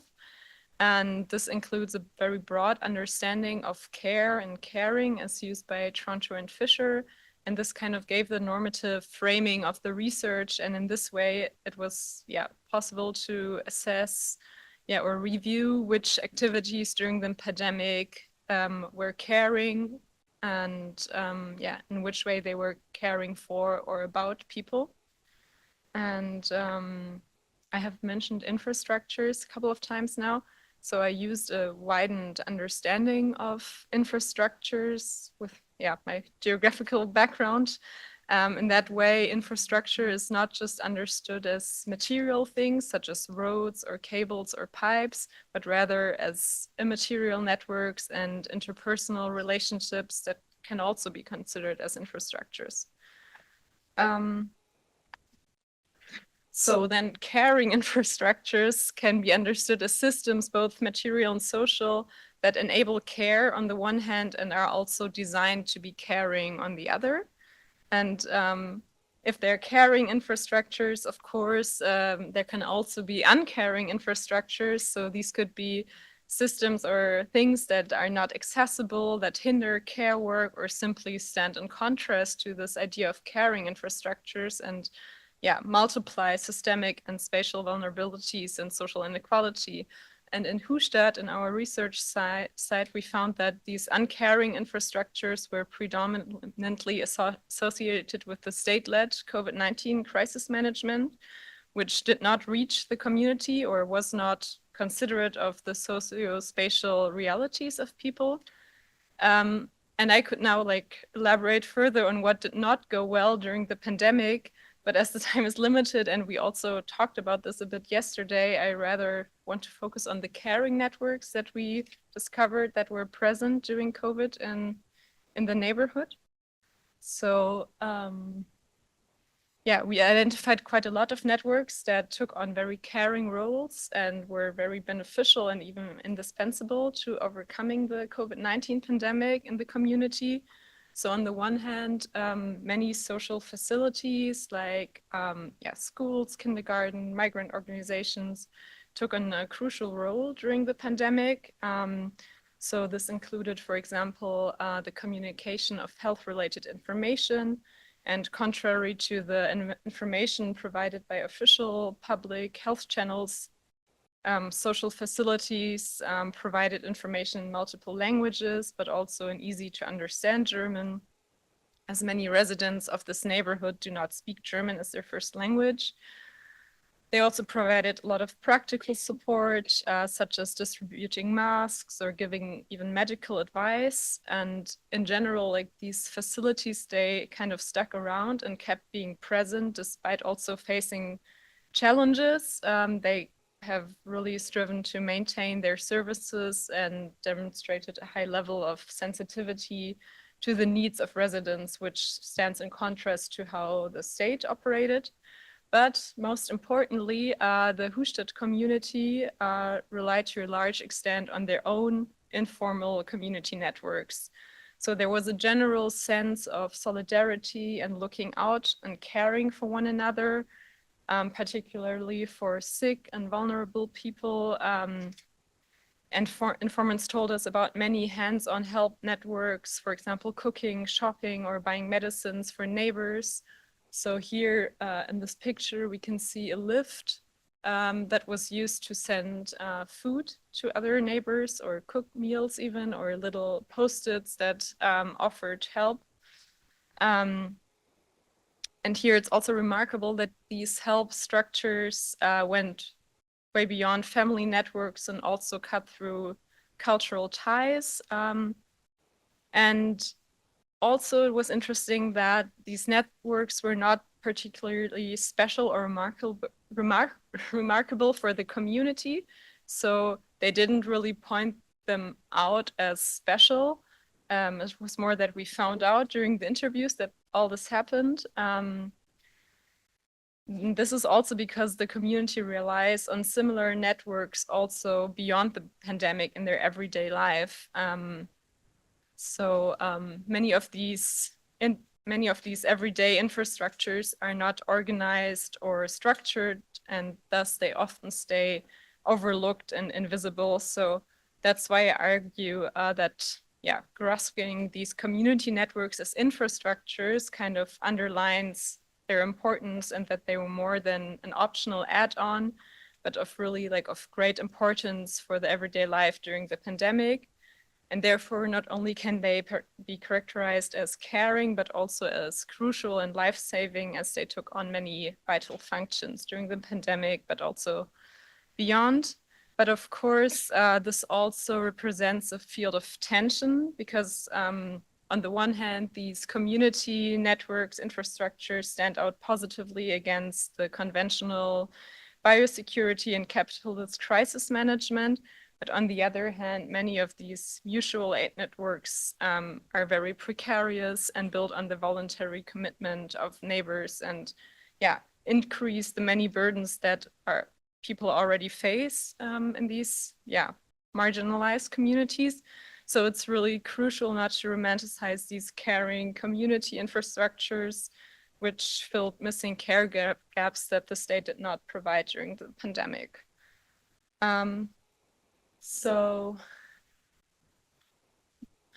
just to give some impulses or short summary, can be emphasized that there's a high need for centering care and caring principles in health and city policies.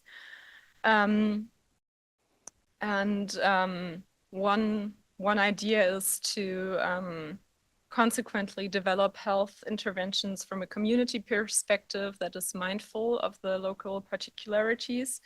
For example, with the help of community research, as this form of research revealed many of these aspects that would have been overlooked in conventional research methods, I would argue. And another point is to find ways of supporting these community networks, but without exploiting them as free or low-cost resources. And some practical aspects include to offer accessible healthcare services. One positive example that stood out in the neighborhood were multilingual guides who were present during the vaccination campaigns. And as a geographer, I also want to emphasize the need for the spatial dimensions of health. So the necessity for room and close to home space that is easily accessible for all was one of the findings of my thesis. And such a space could, for example, be a solidarity health center on which Hannah happened to write her thesis about. So in the following, Hannah will briefly introduce this concept of such facilities, which may represent a way to bring more solidarity into the field of healthcare.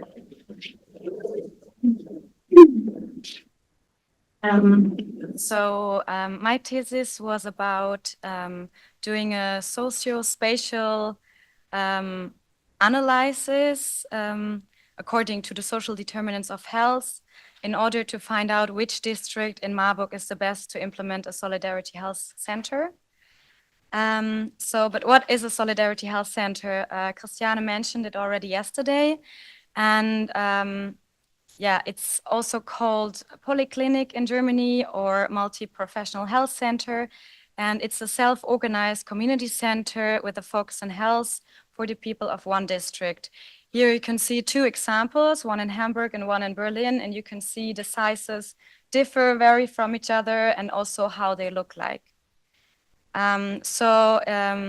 It's combining the approach of focusing the community on the one hand, and also their existence is, like Laura said, a result of the lack of state health support. Because in Germany, everybody has to be insured, either in a public health insurance or a private health insurance. However, over 60,000 people are not in a health insurance. So this has many reasons, but one big group of the affected people are people without papers, so papier. So the prior goal of the people who were initiating the first Solidarity Health Center around 2013 in Germany and Hamburg was that everybody gets a treatment regardless of if they have a health insurance or if they have not. The principle is also inspired by the former GDR in East Germany. There existed public polyclinics in each neighborhood, as well as many models from abroad, such as solidarity clinics in Greece, the community health centers in Canada, and the health centers in Belgium, for example. A solidarity health center differs from convenient health centers in many ways. One thing is that many different disciplines, such as medical care, social work, psychological counseling, community research, and so on, are working together under one rooftop and discussing people's cases. So they're not doing just their own thing. It's inspired by the principle Health in All Policies by the WHO. Another difference is their political focus on health. So they are focusing on the conditions which make us sick, and they want to change them. So it's the prevention of conditions instead of the prevention of behavior. So changing health opportunities is very complicated. And and social structures cannot be simply transformed. However, local conditions such as traffic or rent increases, municipal politics can be specially addressed. So, yes. In addition, people's resources can be strengthened by strengthening their social networks, their opportunities for self-organization and collective resistance. So the question is always for the people in the Solidarity Health Center, what are the needs of the district, of the people living in the community, and then implementing offers and not the other way around, implementing something and then see what happens. So best case, people from the community are engaged in those health centers, like in the case of Bochum. So the specific services offered by the various centers differ very much depending on the needs of the neighborhood, the group's resources, and the availability of suitable rooms. Because it's not financed by the states, but their existence is dependent on volunteer work, on private and institutional fundings, and so on. So this is one example in Marburg, that's the group. And there are many more groups in Germany. I think there are about 10 or more groups, and they are all organized under one umbrella association called Polyclinic Syndikat, where they discuss rules for all and where they have meetings 2 times a year. Yeah, by doing this presentation, some questions came to our mind, and I want to present you the first or the 2 first ones. So Solidarity Health Centers and networks do exist all over the world, and we are quite curious, how do Solidarity Health Centers look like in other countries? And maybe we can discuss that question later on. And yeah, which ways do exist beyond convenient healthcare systems? Yes, thanks for your attention. So now I will pass the floor, right, to our trainees working in Canada.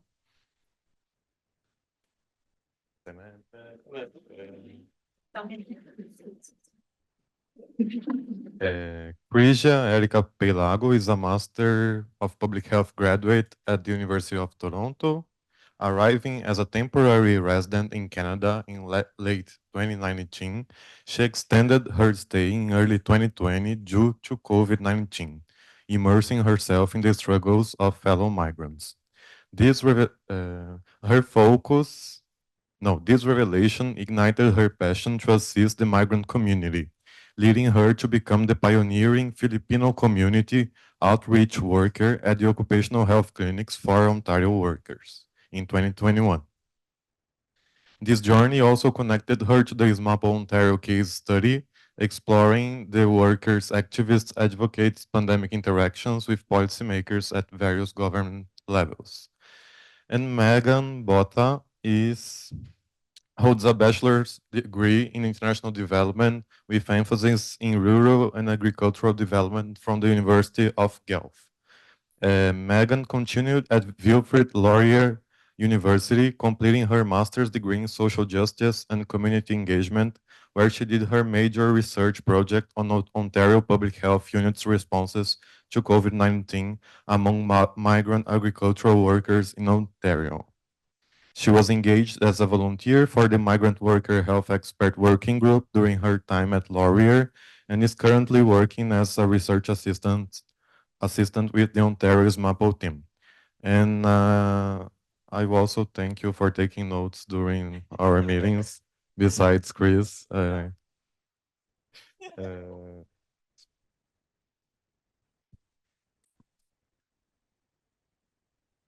Hello, can you hear me?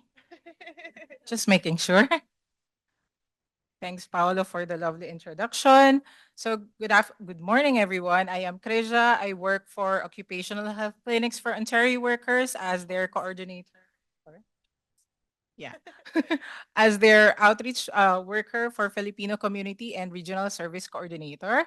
At the same time, together with me is Megan, who works as a manager in Horizons of Friendship. on top of our work as research assistants under the SMAPL Ontario. So we will be presenting supporting temporary foreign workers in Ontario, particularly the migrant agricultural workers here. So just to give an overview of our presentation, we will be talking about us, our background, of course, our current work, our current roles, what characteristics help us there. Of course, there are always barriers to any work. And then lastly, how we promote community engagement. So for my background, when I came here, as Paulo mentioned, in 2019 as temporary resident, I became exposed to the struggles of 3 generations of Filipino Canadians here in Ontario, whom are family friends. So it's really hard. And then when I took my master's in public health in University of Toronto, that's where I became more exposed to the struggles of migrants in general in Canada. And then during that time, that's when I got connected to my current manager in occupational health clinics for Ontario workers.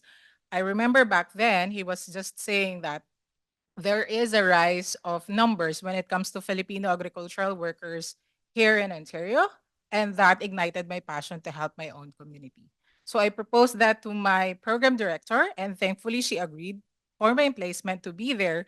It's because it's part, I mean, agricultural sector is part of the food system of Canada, which is in line with my specialization back then, which is nutrition and dietetics. So that's where I became the organization's first Filipino outreach worker. And then we raised awareness within my community when it comes to health and safety during the pandemic. And what made my experience really unique is that I'm also a migrant worker in Canada, in Ontario to be exact. But recently I got my permanent residency, so thankfully. Um, but yeah, I do experience everything like losing your status. How status is really important when you need to get out of the country just so when your status is expired, you need to get out. Yes, I experienced all those. So it was easier, probably easier for me to connect to my own community because of those experiences. Now I'll give the floor to Megan. Thank you. All right, so do I have to? Yeah, sorry.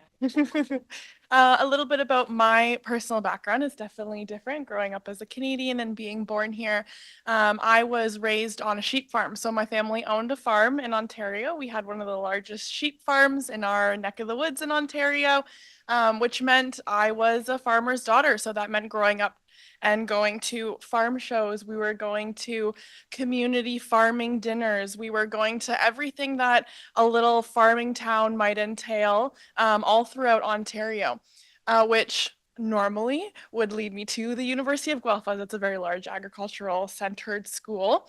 However, it wasn't until second year university in a geography course that I was taught about migrant agricultural workers.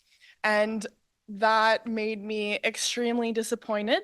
It made me feel shame that the concept that I grew up in such a farming focused world, and yet never once was there any mention of diversity. There was never mention of individuals that come here that are so vital to our food system that we would not have a food system without.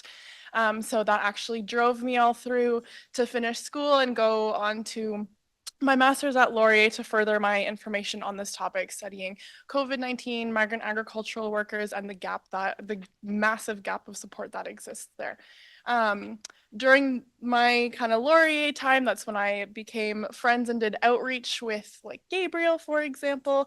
And I met the migrant workers that were literally my neighbors this whole time. So that was where my friendship and outreach kind of grew.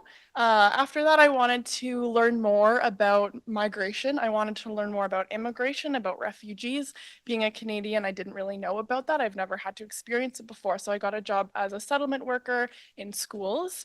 And then that led me back. I wanted to always circle back to what my current role right now at Horizons of Friendship. So also explain a little bit. Oh, it's me, right? About yeah, that's okay. About Horizons. So where I work, my current role now, we are a charity located in Cobourg, Ontario, established in 1973. We support development projects specifically in Central America and Mexico. So these development projects, we partner with partners in these countries that are on the ground. They're their own established organizations doing the work. We help them support with funding. That is what our organization does. Is we are not there, we are not living there, we are not experts there. These project partners are grassroots and they are. So these themes vary, including food and water security, supporting Indigenous groups, gender-based violence, increasing access to nutrition, and mitigating effects of climate change in countries like Mexico, Costa Rica, Guatemala, El Salvador, Honduras. And then locally in Ontario, so I grew up right here. Locally in Ontario, we're in Grafton, Cobourg, Cobourg, and Port Hope in Northumberland County. And that is where we also have our Empowering Migrant Workers project. So this specific project, through Horizons of Friendship, we're able to support, in our area, there's around 150 to 200 migrant agricultural workers that come to be a part of our community for 6 to 8 months of the year. Some workers come for 1 to 2 years, depending on what program they're here for. Horizon specifically supports workers in accessing things like free, legal, social, and health services. So as we know, and as Steph kind of pointed out already yesterday, migrant workers face very precarious scenarios. They can work 7 days a week. They can work very long hours, which makes accessing services extremely inaccessible. They cannot go to the bank at 1 p.m. during banking hours, things like that. So we support in accessing these services.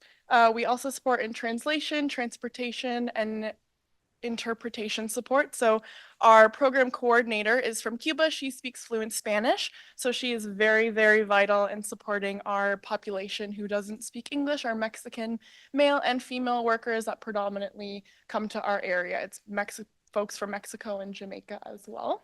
And then we also provide social engagement and social activities and opportunities for workers to get off the farm, build connections, make friends. So we took, for example, last year, we took like 40-ish workers to a Blue Jays game in Toronto, and I'm not from Toronto, and my coworker is not from Toronto. So it was us trying to navigate the city with the group, and it was so much fun.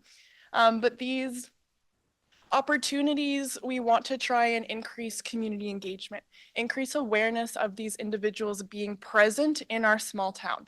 So we also support the mental health program in 2023. We created a mental health program, which we are very proud of. So this allows migrant agricultural workers to access free counseling services on the phone, over WhatsApp, after working hours in English and Spanish. We have a counselor.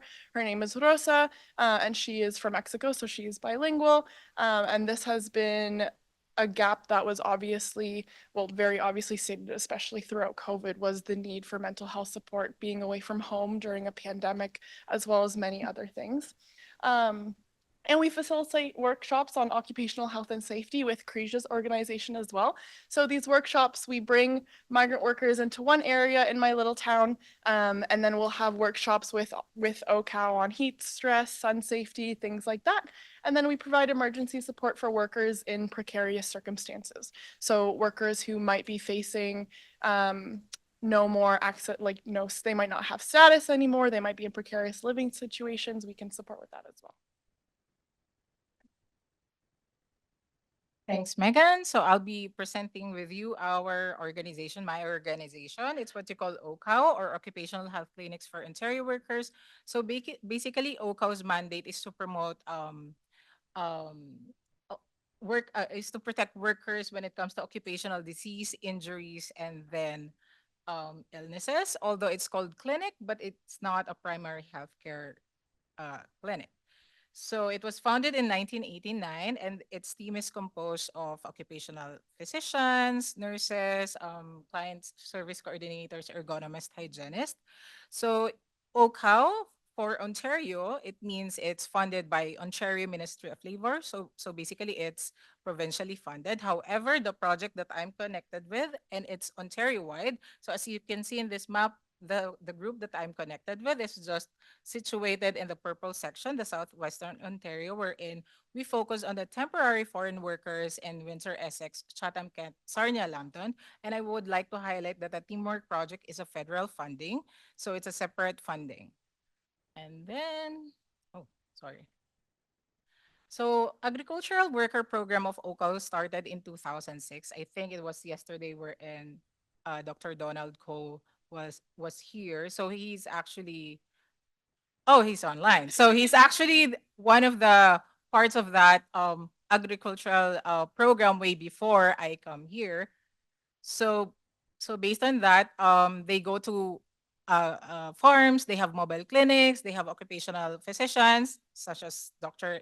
yesterday, and then occupational nurses, and then there's a translator wherein they assess the workplace health and safety of the workers.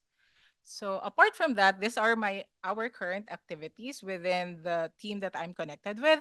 So we assess workers when it comes to their occupational health and safety needs, and that's where we base our information sessions, train the trainer sessions, workshops, of course, in worker languages. For example, I speak Tagalog for the Filipino community. We have Latinx outreach workers for the Spanish speaking, Caribbean, of course, that's English, and then Thai for the Thai community.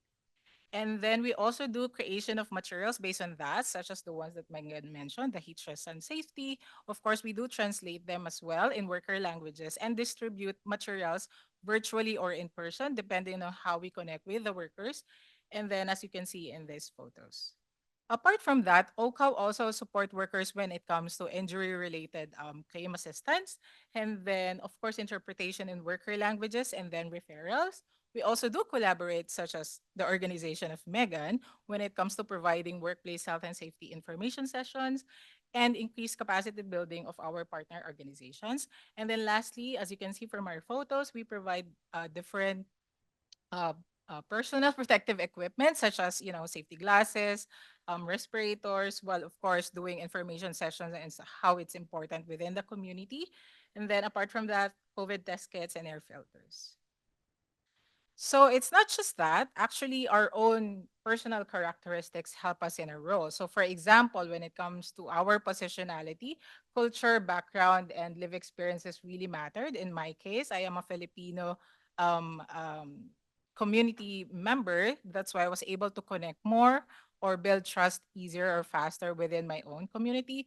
Megan, on the other hand, she mentioned that she's Canadian, she's English proficient, so she is also familiar with the local services that is available within her own community that she grew up in. That's why she was able to support the migrant agricultural workers within their community.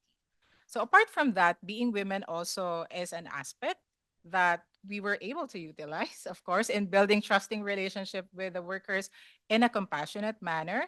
We were also able to connect on a family level while being, building respectful boundaries. And lastly, we believe that if we do work within this community, we always have a heart of doing things when it comes to the migrant agricultural workers. And it actually pushes us to go further beyond our scope and our role while still maintaining confidentiality. And lastly, our own personalities. Megan and I, as you can see, we're a bit outgoing and outspoken. So we're actually sort of networkers wherein we connect people to different organizations. So sometimes this community that we're able to connect with, we also connect them to other organizations whenever or wherever. For example, whether it's groceries, whether it's churches, it actually depends. So I'll give the floor again to Megan. So, like Kreja mentioned, as outreach workers, both Kreja and my personal experience supporting workers, the main priority has been to ensure our neighbors and our friends working on these farms have what they need during their time here, and know about the knowledge and services that they're eligible for and able to promote their own autonomy. So although there's many things that allow us to be successful in our roles, like Kreja mentioned, there are also many barriers that limit our ability to fully support this population. So these things can fully support workers on the ground as well. So these things can include power imbalance in all of its forms. So that looks like power imbalance between workers and employers, workers in the program in which they come here under, workers in agencies like their consulate or their sending country governments. For example, workers have full control, or employers have full control over these workers, their days off, their working hours, and their ability to leave the farm. Under these programs, employers have the ability to repatriate workers without access to an appeals process. So that kind of leaves migrant workers status of employment sitting precariously in the hands of the employer, and this creates an extreme power imbalance as the sphere of repatriation is a constant for workers. It limits them in their ability to be able to communicate their needs, their injuries, their illnesses, if they're feeling sick, or any concerns about their working environment and their workplace for fear of being sent home or not rehired the following season. So this fear can also be a barrier for them communicating their needs with us as well. So precarious situations also poses barriers to the level of support we're able to provide. For example, workers who may be undocumented, they may be fearful in asking for help or don't understand what services they are eligible for. Precarious living and working conditions are a barrier when it comes to accessing workers on a farm, as in reality, the reality is farms are still private property. So often this might mean finding alternative ways to reaching this group. And there are also overall limitations, some of which we briefly mentioned before. Things like transportation and translation can be a big challenge. I live in a very rural area, and not all workers have access to vehicles. If they do, they might not be able to take them off the farm, or only take them off the farm on specific days, like a Thursday to do groceries, for example. This can inhibit them from coming to events, having the ability to obtain needed supports at specific times, like doctor's appointments, for example. And lastly, funding and organization mandates can also pose a barrier to the level of support on the ground workers are able to provide. A lack of funding can make it very difficult to continue project goals. Organization mandates themselves can be conflicting, imposing restrictions on how, where, when, and with whom you're able to deliver services to or with. However, both of our programs aim to remove these barriers, bridge these gaps for workers, and promote autonomy. So our overall goal is to really meet workers where they are at and prioritize the needs that they have throughout the season. We also want to foster a strong sense of community in the areas we support, create a space and environment where when workers arrive in our community, they feel welcomed, and individuals in our community know that they exist and they know that they are here for a very important reason. So we want to continue raising community awareness.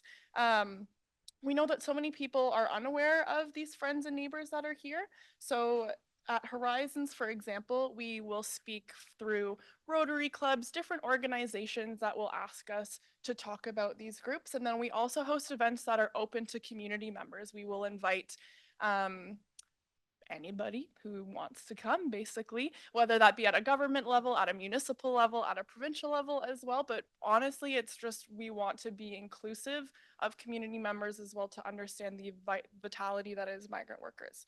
So we create events, volunteers who support program implementation. We promote community engagement, things like we have our annual appreciation barbecue every season, just for our local migrant workers and for community members to appreciate what they do here and their time here.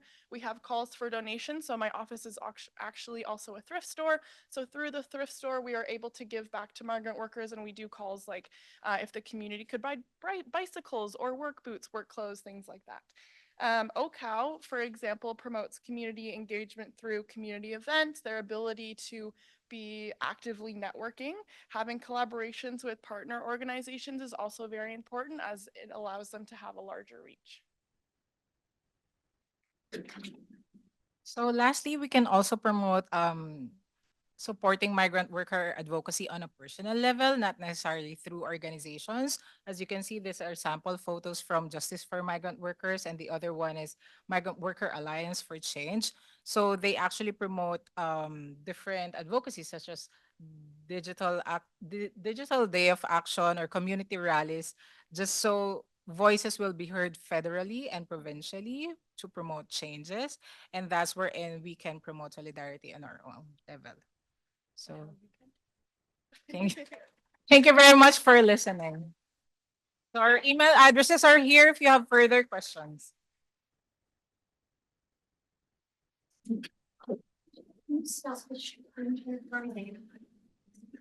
So last but not least, I'm glad to welcome Professor Susan Sikia, who is an associate professor teaching string at the Department of Health and Society at the Dalalana School of Public Health and a lifelong resident of Scarborough.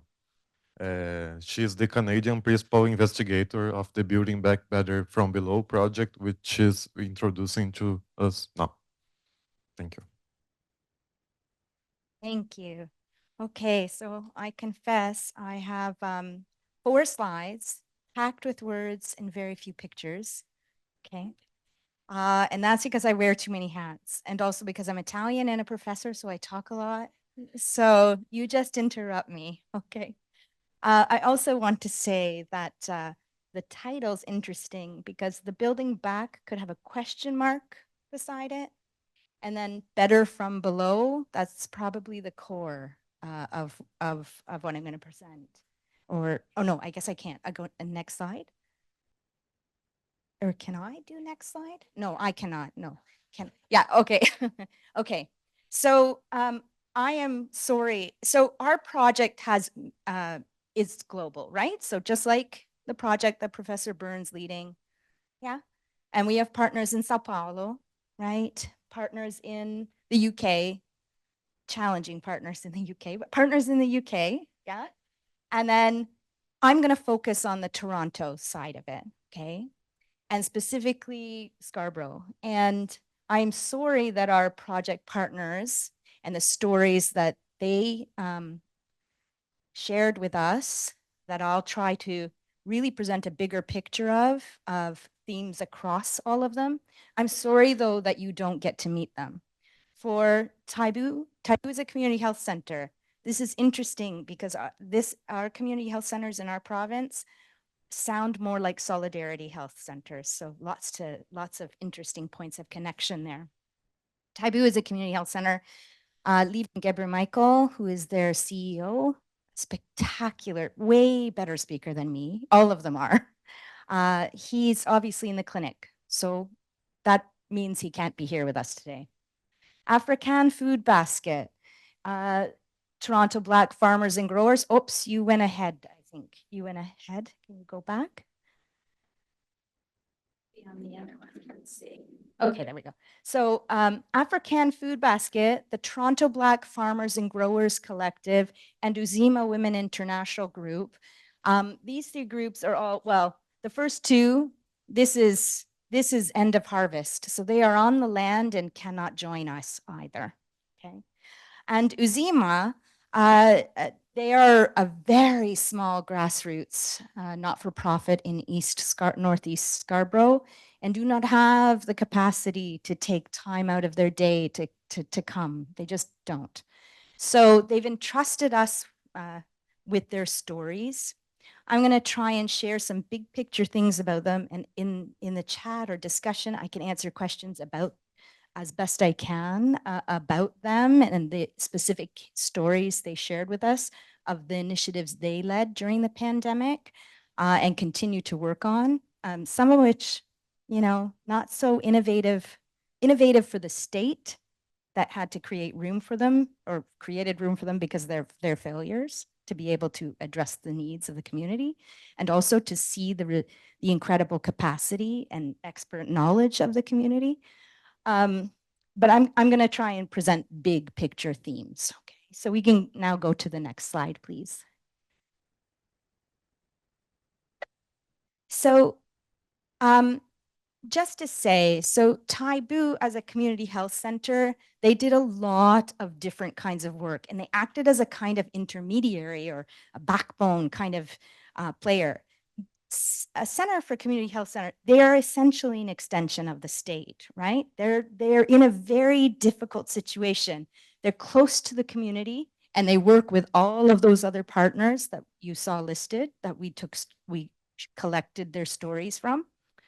But they also must deliver healthcare services. So during pandemic, they were running vaccine clinics, but in partnership with, for example, African Food Basket and Uzima to go into actually 3 priority communities in Scarborough, not far from our campus actually, but very far from our campus in other ways, okay? To do vaccine education and awareness, to administer vaccines if that's what people chose to do, to provide PPE, to provide income supports, And then they partner with African Food Basket to bring food hampers to those communities because the food banks in Scarborough closed. They closed very early in the pandemic and had no capacity to meet the need. And they are some of the most utilized food banks in the city, in our greater Toronto area. So Taibu did a lot of this work. African Food Basket pivoted. They're really about Black food sovereignty, right? And land justice and reparations. And so for them, they pivoted very quickly because their proximity to the community meant they knew that people were struggling to feed their families. So they switched to emergency food provision, right? Because they had unique access to a whole source of Black farmers. They're very, very committed to promoting Black economies, okay, and solidarity. So they pivoted so that they could feed people in the community. And they partnered with agencies like Taibu or Black Creek Community Health Center in the other end of the city to meet that need. Uzima did much the same. And Black Farmers and Growers Collective, this is an interesting kind of parallel story because they don't enjoy the same status and interconnectedness that, say, African Food Basket does or the Taibu Community Health Center. And that is in part because they would likely be described as radical, right? As radical. But they did amazing work during the pandemic. They accessed some very fast flowing money that the state made available, the province and the city made available because they weren't providing services, right? Not even seeing these communities. Initially, especially bad. And so Uzima accessed the funds and they provided over 3,000 food hampers to people, okay, in the crisis. Now, when I say they don't enjoy the same kind of status, particularly in the eyes of state and funders, I really mean it. So if we look at what's happened, all of those agencies, they all got state funding, access to fast flowing funds, but Black farmers and growers has subsequently been asked to pay it back because they didn't follow the rules of the grant. Yes, yeah. So we see like, you can see how the state fails, and I'll talk a little bit about that. So that's just to give you a quick sense of what the communities, what the partners did. I will add that for Black farmers and growers, they had a strong resistance to vaccines and vaccine campaigns. So they didn't partner with folks like Taibu Community Health Center or any other community health center for that matter. So there's all kinds of challenges in the solidarity across these groups, okay? We don't want to treat them all like, oh, well, they all serve African, Black, and Caribbean communities in Toronto. So of course there's some shared sense of something. We can't really make that assumption, right? It's not true. A lot of diversity. So there was but there are still some commonalities across them, right? I've already mentioned their focus and their interest in the way things change, which they believe only really happens, social transformation, through an Afrocentric lens, okay? Through acknowledging knowledges of diverse Black communities, okay? They all sort of, though they don't use the same language. Actually, in one of the interviews and walking interviews we did with someone from African Food Basket, they said, well, what we're looking for is someone who speaks Hood, but understands institutional language too, right? So speaking Hood, it's like knowing this place, right? Knowing this place, being able to speak to us and speak about us and know us because they're of us, but can kind of translate. And in some ways, Taibu did that. So we see they have this shared commitment. They recognize the linkages between food and health justice. They share a deep sense of accountability to the communities they served, reject like profoundly racist and violent needs-based or deficit-based assumptions about Black and racialized communities. They're committed to cooperation, self-determination, dignity, and respect. This is grounded in an Afrocentric worldview and the ways in which they articulate something called Ubuntu, Okay, so it's a different kind of worldview. The idea someone mentioned earlier about volunteers and the burden on volunteers, this was not articulated in any of the stories we gathered. And that's because they don't see this as a volunteerism. They see it as a kind of service. They see it as this is us being in community with each other and in communion and being accountable and knowing that who I am depends on who you are and how you are, right? So it's a very different worldview. And some of our institutional speak really isn't hood speak. We really aren't using the same language. And all of them leveraged formal and informal partnerships and used trusted intermediaries like Taibu in some instances to navigate really complex failures of the state. Okay, we can go to the next slide and I'll be very fast, which is terrible. But I've already spoken to Ubuntu. I'm gonna skip a few things. I'm gonna talk first about the first 2 points, I think. The first point being this intersecting crises in policy and this emergence of a policy window, a window where things could change. The state acted very differently during the pandemic, in part because it just failed or did exactly what it does, right? Neglected certain communities, it couldn't respond fast enough. You know, all the bureaucracy had to go away so that community closest to the need could get the money. Okay, one minute, I promise. I can't, I have so many people. Okay, so this idea of a window opening, right? Because of the state. This is actually really important because it allowed for collective care and mutual aid and these solidarities to actually take the lead. Okay. And the next thing I want to say is that promoted this emergence of, you spoke of infrastructure. I'm going to talk about Freirian and Giroux and Hook's discussions of imaginative and relational infrastructure, that these were the core ingredients. They already existed in the community, but all of a sudden they came to the forefront, ushered on by a whole bunch of converging crises that were long-standing inequities. I'll end there because I have to, but yeah.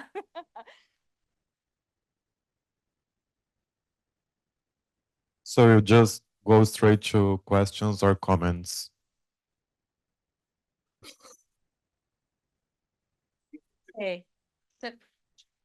So we're gonna, just because of time, we're skipping the comment, the animatrice piece of it, and we're gonna go right into the question period. So there's time to ask our speakers questions. Did you have one you wanted?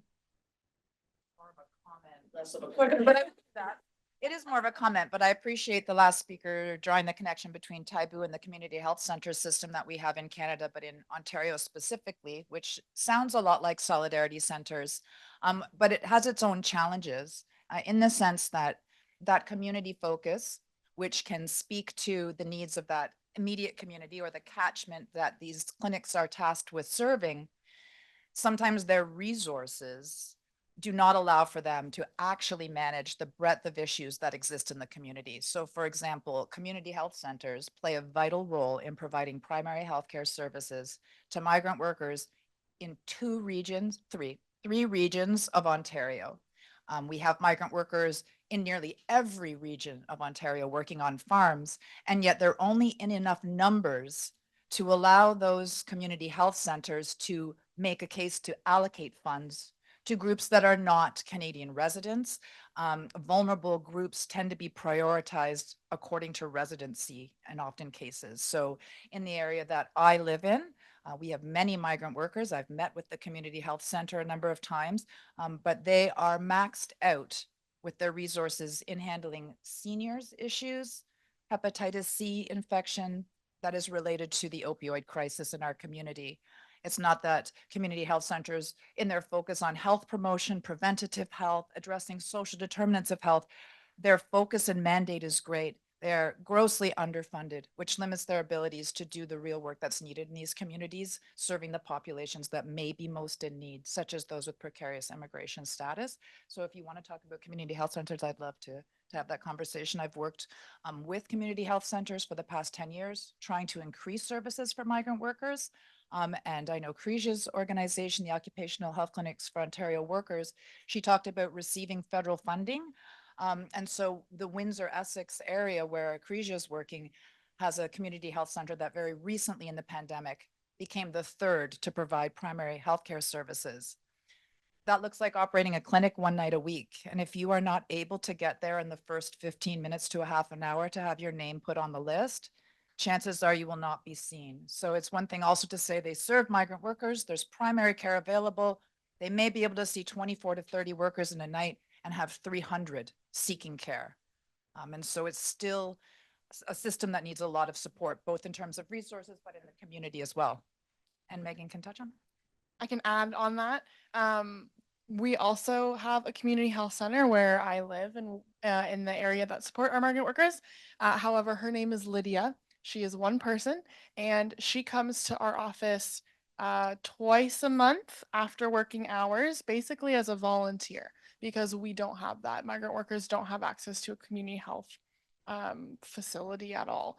And if they did have access, it would still probably be inaccessible due to time. So one thing I've definitely taken away for the past 2 days as well on your presentation in Germany, well, kind of like everybody's, was the concept of obviously community health, global health is what we've been talking about for the past 2 days, but how it's clearly so vital for all of these communities in very different but similar ways, and how we don't have that. Like, it's very, very much lacking here. So I wanted to just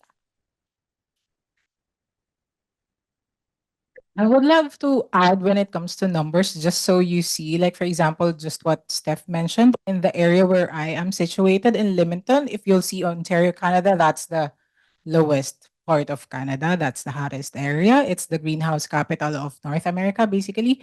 So, according to the CHC director, there are actually 5,000 migrant agricultural workers who are in line for just having primary healthcare physician, family doctor to be exact.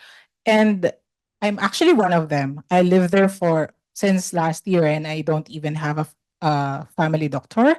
Just recently they have this additional funding. So there's additional one physician that can accommodate I don't know how many, and good thing I was actually included. And then I just share that to people that I know that doesn't even have a family doctor. So that's how critical it is, especially, we're not in Toronto. There's hospital there, thankfully. However, that's the numbers we're talking about. Other questions, comments, things that people wanted to pull into the discussion? But any other comments? I'm sorry, my dear colleague and friend Suzanne, who also knows Francisca, and I rudely cut her off with a stop. I'm so delighted and yet frustrated we haven't been able to talk more across our projects. I mean, actually, this campus is the only one in the world that got 2 transatlantic platform grants, which were incredibly competitive. I think it was 6% were accepted of all that. So, it's exciting that this place is supporting so much the kind of solidarity work that your project represents and what so many folks we've heard from in the last few days. Depois falamos. Well, hi everyone. It's a great pleasure to be here. And Emmanuel, thank you so much for the invitation. I had the great pleasure of meeting many of you here in Toronto, but also in Brazil. And I know Ellen from college, actually, like many years ago. So all great coincidences, and now we're all together here. And I'm happy to see Daisy and other colleagues from Brazil and Katarina, etc., who we're hosting here in Toronto for a few months. So my name is Nino Variola. I am a postdoctoral fellow at the Culinary Research Center. Now we're part of the magnificent Department of Physical and Environmental Sciences. The one that should be talking here is Jeffrey Pilcher right there, who's the director of Culinaria or Food Study Center, magnificent scholar, and you have to read his brand new book about the global history of beer. So just fresh out of the press from Oxford University Press. Culinaria is a great community that fosters food studies broadly understood. We have the incredible luxury of having a professional kitchen that Dr. Kelsey Kilgore right there directs and manages, and we also work side by side with the UTSC campus farm. Who, those of you that don't want it, this is a short walk from here and just a wonderful, wonderful place. Uh, these two spaces allow us to like provide students with a very unique experience. We change our students' minds. Many of them immigrants from countries that have, their grandparents have were rural workers, a couple generations ago, and many of them thought that they had to go away from there to embrace an urban lifestyle and grad school and whatnot. And we're kind of like showing them the value of putting rural work and gardening and those type of practices at the center of college life. And I just see with my students how much that changes and kind of like messes up with their preconceptions of like who a farmer is, what's the value of farming and gardening in our social world, and how we can connect that with our everyday practices about cooking, about nutrition, about health, and how much that changes like our conventional approach to learning about food and about capitalism and history also. The array of courses we offer is pretty variegated. I've taught a class on using food to understand the history of capitalism. So we use sugar to understand slavery. We use chocolate to understand political ecology, um, um, so on and so forth. But we also do qualitative methods classes. We also like have classes that kind of like go over the division of labor and gender through the history of cuisine and food. We also have a course on beer that's right now, and so that's what we do. That's what we're doing here, kind of like slowly but surely building on this minor that we have now. We're kind of like striving towards transforming ourselves into a major and maybe a master's program later down the road. But yeah, it's an exciting program, one of the big hubs of food studies in North America, along with NYU and a few other places. And yeah, hope we get a chance to chat some more in the rest of the day. Thank you. Peru separately, Canada separately.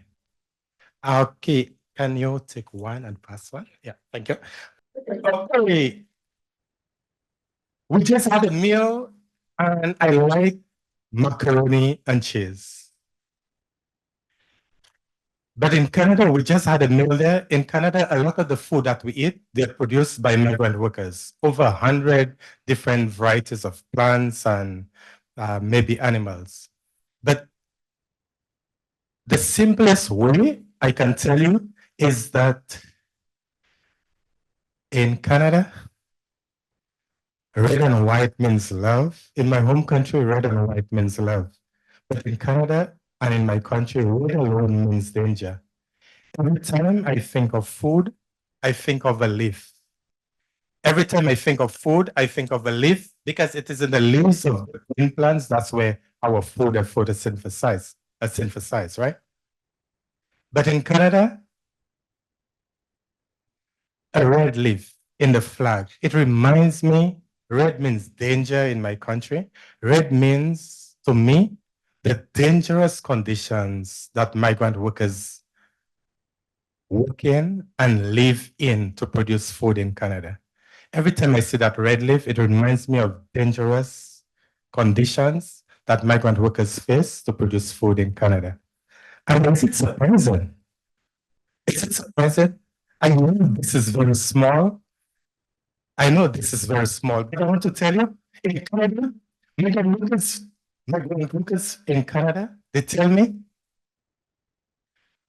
that they are very disturbed to know that the people and the things that are treated with a lot of respect, that when you look outside, the trees that you can see outside, the lawn that you can see outside, the pets that Canadians have, they are treated with more rights, respect, migrant workers. You know what I mean? The trees you see outside, the lawn that you see outside, the pets that we have in our homes, that migrant workers are way, way, way at the bottom. way at the bottom. So, migrant workers treated as first class, as second class, or middle class in Canada. So, will you be a spectator and watch? Or will you be a fighter and fight? Now, this is a very difficult background. Sometimes you just have to watch what to go on this side. Okay, can you see? You can see this, that means you don't have lunch, go get some more food. Yeah, in the middle of this diagram, I have it's very small migrant workers. After migrant workers, I have farmers, Canadian society, and the government. Migrant workers, farmers, Canadian society, and the government. What is the problem? What is the problem? VES, what is the problem? And notice that the problem is in different colors. It's so complicated in Canada. Canada is bureaucracy, complicated. What is the problem? VES. The problem is vulnerability. And I want you in your free time to find out, read a little more just about vulnerability. The problem is exploitation. The problem is silence. Nobody says anything, silence. Vulnerability, exploitation, silence. Let's go to our workers. The issue, why am I loud today? Why it's loud? Is because I'm concerned about food security or food insecurity. That's what I'm concerned about. Food security and food insecurity. Why am I loud? Is DET. DET. In Canada, a migrant worker is DET. This stands for denied. And like, that's another word I want you to understand. Denied. We're denied a lot of basic things. Excluded. The laws that are designed to protect workers in Canada, migrant workers are excluded, and tied. This is my employer today. I am tied to my employer. Tied to my employer. I cannot work for anybody else. I'm tied to my employer.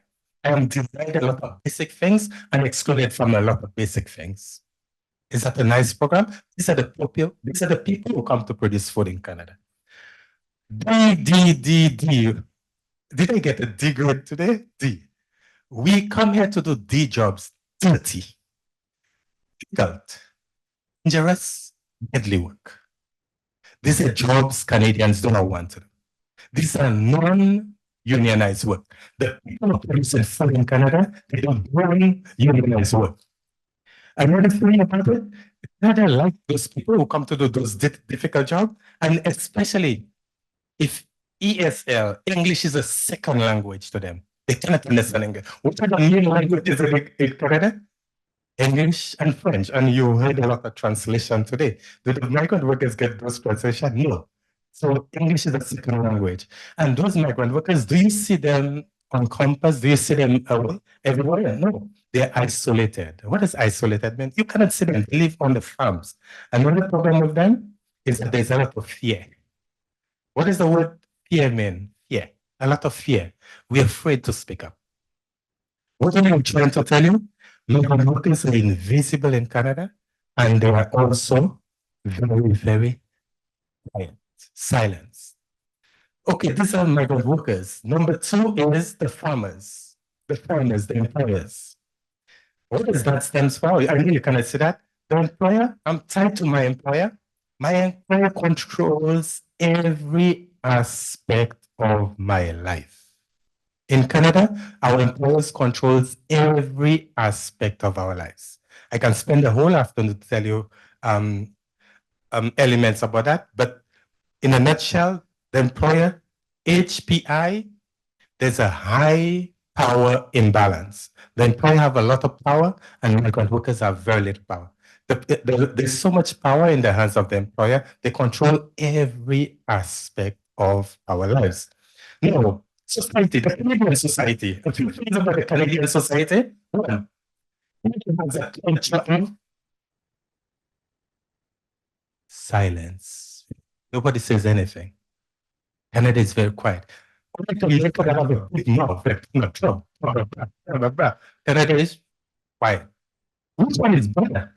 To live with a devil that you know, or to live with an angel that you don't know? Which one is better? I don't know. Another problem is some of these D. Some Canadians are very good at denying the problem. Some Canadians are very good at complaining the problem.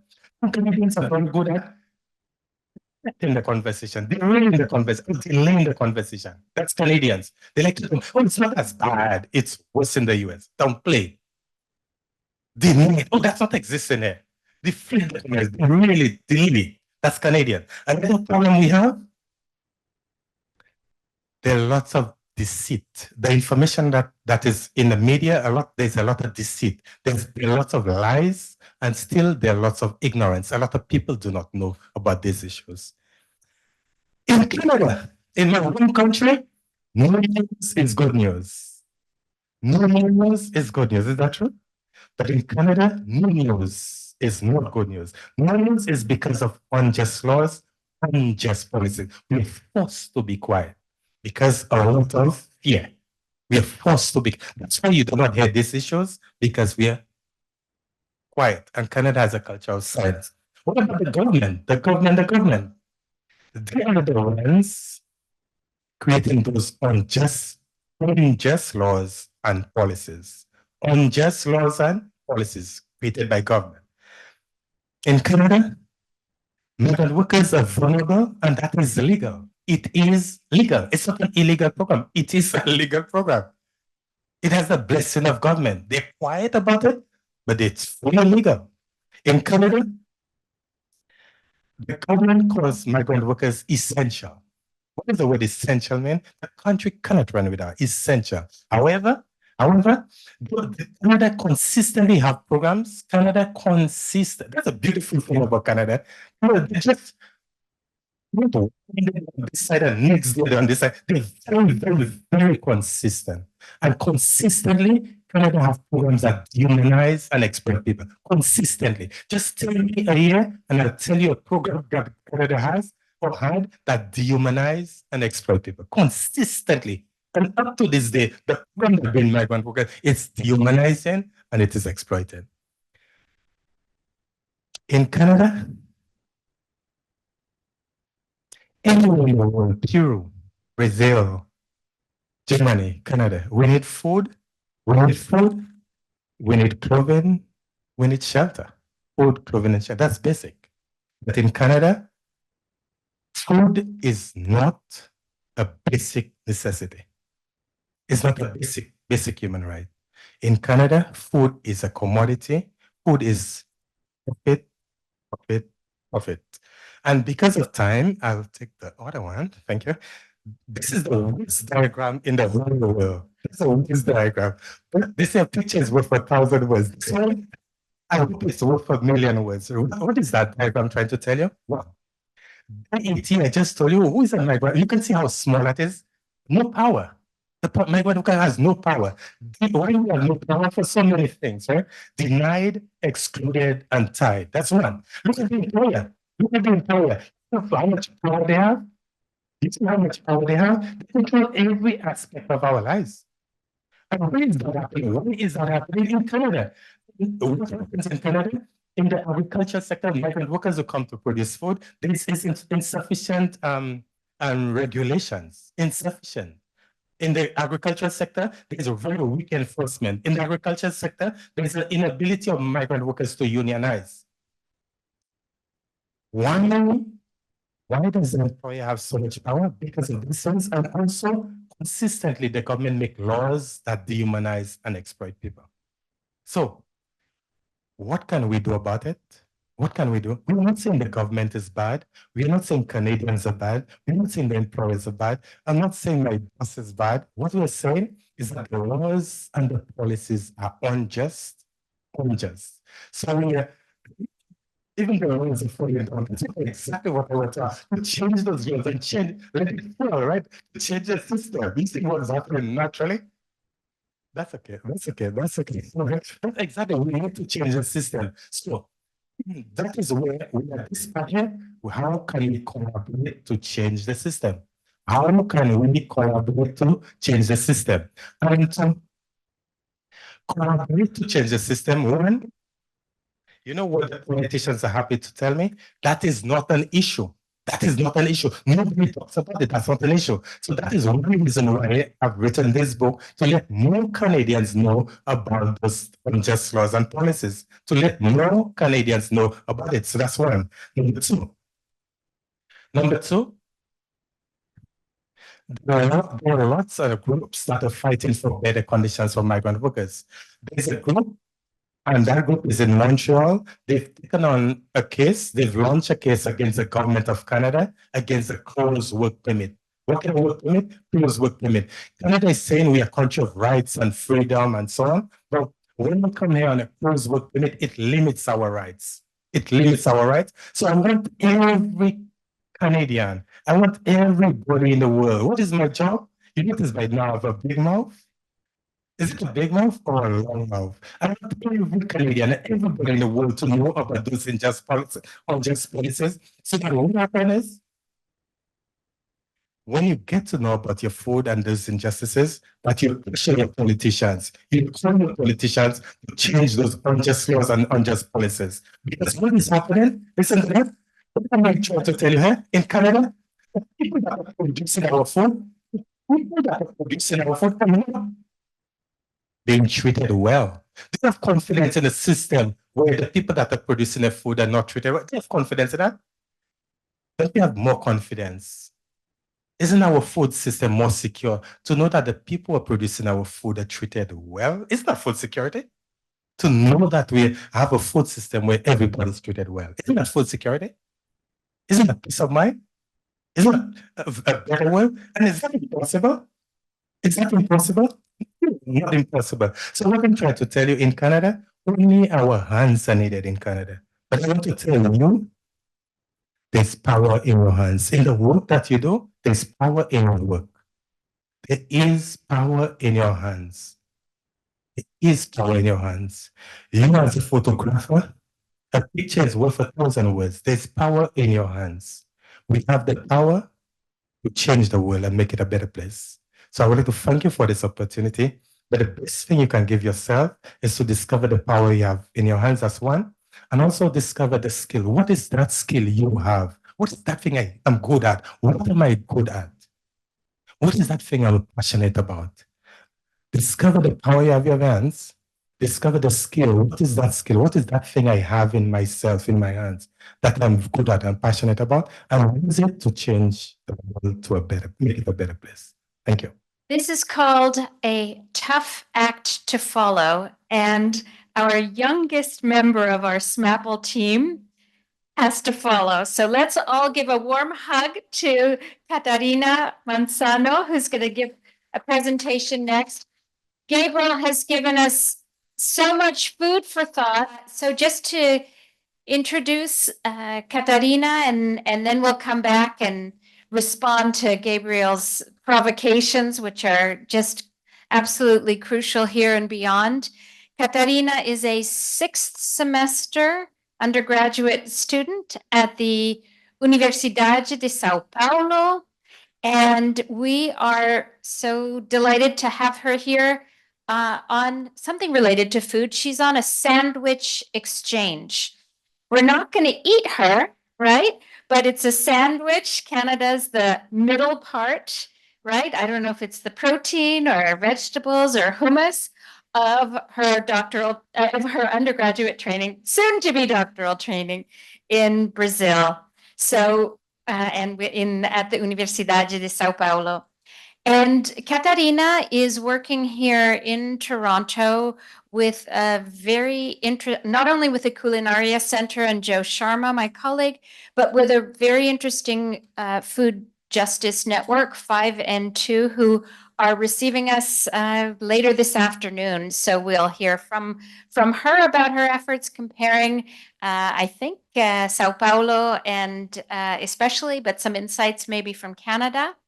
And leave it to you. So hello everyone. It's a great pleasure to be here. So I want to thank you all, the Canadian team, to make this event possible.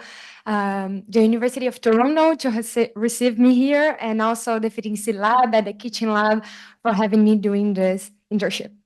So as Manuel said, additional to my participation in this event, I'm here as a recipient of a research internship abroad scholarship founded by the São Paulo Research Foundation, PESP, since the beginning of this month, last month, September.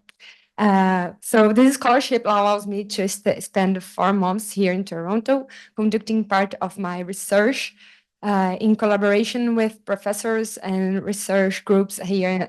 So I'm doing part of this research in here at the university. Also attend some classes like the very classes. It's really amazing one. And also volunteer at the community kitchen that you guys are going to know after this event, the 5 and 2 kitchen. So today I will be presenting my research, which began with a focus on involvement of civil society in addressing the COVID pandemic in Paraisópolis, São Paulo. Over time, the project shifted to explore local food security policies and issue that becomes especially urgent during the pandemic. So the COVID-19 crisis revealed just how essential food policies are in responding to public health emergencies, particularly at the local level. So as part of my undergraduate research project, we studied the participation of a civil society in the pandemic response by analyzing meetings and conducting interviews with leaders of a forum that brings together community organizations and public representatives in Paraisópolis. So now, after nearly 2 years of this research, we have extended our focus in collaboration with a food historian and community leader, Adriana Salai, that most of you guys already met in São Paulo in the last event, who is leading a postdoctoral project. We've begun studying the role of collective kitchens in responding to public health crisis. So collective kitchens include both community and solidarity kitchens, play a vital role in ensuring food security by providing quality meals to the population. So our case studies involve 3 collective kitchens. First, Bestão Monte Maria, the last one in green, was founded in 2017 by Juliana Costa and Alessandra Cerqueira in Paraisópolis. It empowers women in vulnerable situations, such as those affected by domestic violence, through the gastronomy. So during the pandemic, with support from Jedi Favelas, it's a federation of activism from favelas. The Bistro Monte Marias distribute around 1,000 meals per day with a team of 32 women. The second one, Quebrada Alimentada, is the one led by the Adriana Salai, I just said. And early during the pandemic, as an initiative of the Mocoto restaurant team, they distribute meals to families in socially vulnerable situations in the northern part of São Paulo, as well as monthly delivery basic food baskets and organic vegetables sourced from family farming. So, in Toronto, 2002, Solidarity Kitchens was founded by Sema David, an Indian immigrant, in 2013. During the COVID-19 crisis, 5&2 had to adapt it to a new delivery model despite the significant reduction of volunteers. With the pandemic, the demand of food supports risen, and today 5&2 distribute like 4,200 free meals and food for the residents of Toronto and around areas each week. So in the second phase of the research, we are conducting this comparative analysis from these three key initiatives: Bristol Engineering, Quebrada Alimentada, and 5N2, examining how these organizations help mitigate food insecurity during the COVID-19 pandemic, both in São Paulo and Toronto. So my research in the shape of the world focus on 5N2 collective kitchens here in Toronto, where I will collect data through analyzing news, documents, and related to the performance of these collective kitchens, interviews, and participant observation in the activities of the kitchens. Also doing this voluntary working 1 time a week. The data collected will support a wider comparative analysis of the other case studies. So, for example, we will compare these findings in 5N2 with the data from Bistro Maria, which were collected later after this internship, and the work of Adriana Salai, who is studying the Quebrada Alimentada kitchens. So by comparing these cases, we aim to gain deeper understanding of how critical role that civil society and collective kitchens play in responding public health emergencies. So our goal is to contribute to the development of more effective food security policies and times of crisis. So here is some of the research instruments. So some inputs and some questions that will help us to compare this work. So the background, so where did they start from, who is the group, sources and founders, if it's money, product, frontier, trade work, kitchens structures, some activities, so well, the communication with the servant public about the subject, so if we talk with the community, how they serve it is public, the normal times and frequencies, is if they support family farming, conditions, location of the kitchen, so in projects, so number of new server, type of meal, if they offer fresh food or ultra-processed products in the meal, and also how they analyze these results, so how they analyze the work during the pandemic, what they think that they can contribute with each others. So yeah, that's it. This is the reference, and thank you. So we have one last speaker, if she's still connected. Yes, awesome. Dr. Bernice Yanful, I hope you can share your screen. So if you can go ahead and do that, I need to stop the recording because this is policy or the powers that be, so that we can kind of like, be more useful but critical, not just in a decorative aesthetic sense, but also like in a real sort of a political way. And to both the excellent presentations of Katarina and Bernice, who I really look forward to meet when moves back to Toronto to start the job at TMU. Congratulations, by the way, Bernice. I would really like to hear a little bit, if you could share about your ongoing findings in terms of what lessons can we get. I know this is still research that's ongoing, from these similar but also different cases, right? Could you give us a snapshot of inspiration for those of us that work in other latitudes and would like to learn from what your brilliant research can teach us about solidarity, food justice, and food sovereignty in other spaces? What can you give us, even if it's just like a few and very much ongoing thoughts on these issues? These were fantastic presentations. Gabrielle, it's the second time I've seen you present in this room, and both times are equally captivating. Bernice, nice to see you again. I had the good fortune of sitting on Bernice's examining her PhD, and I will attest to the tremendous power of her poetic transcriptions. And it's very exciting to hear about your new work. And Katarina, it's lovely to hear about your work as well, and this new stuff. So I think it's really interesting the ways in which these three presentations complement one another. On the one hand, we have Gabriel really talking about the perspective of food workers, right, and the challenges that they face, and then we have Katarina talking about really how to get food to consumers, and then Bernice's work is, I think, in some sense, trying to connect those two. But and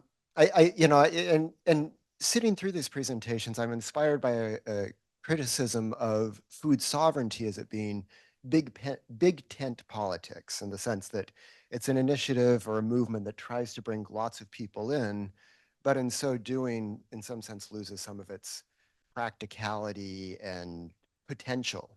And I want to play a bit upon these tensions, right? In the sense that I think in some sense, many people would argue that,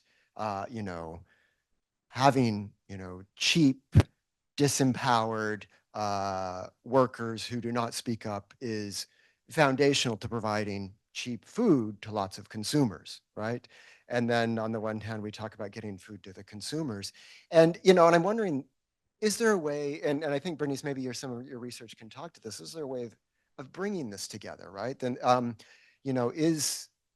do we necessarily, in order to bring healthy, culturally relevant food to individuals, is it necessary to denigrate certain people on the basis of race, citizenship, gender, and so on as well, class? And if we're talking about fostering food justice, how to bring about, an equitable system for all. And so it's, I think in some sense I'm pointing out to the obvious, but I do think there's some real challenges in realizing that goal. And I'm just curious if there are anyone in here thinking about ways to get around those potential tensions of, on the one hand, making food accessible, but also treating our food workers fairly. I just want to ask Gabriel and Bernice, because this discussion about food sovereignty in Brazil is very much connected to land distribution. So who owns the land?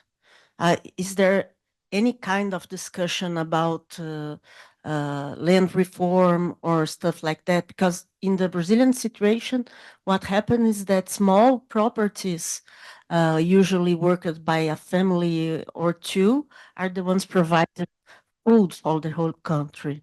The big farmers, where the workers more exploited are producing fuel for cars and food for animals, not for us. Thank you for those powerful questions. The first person to pose a question, the question is so big.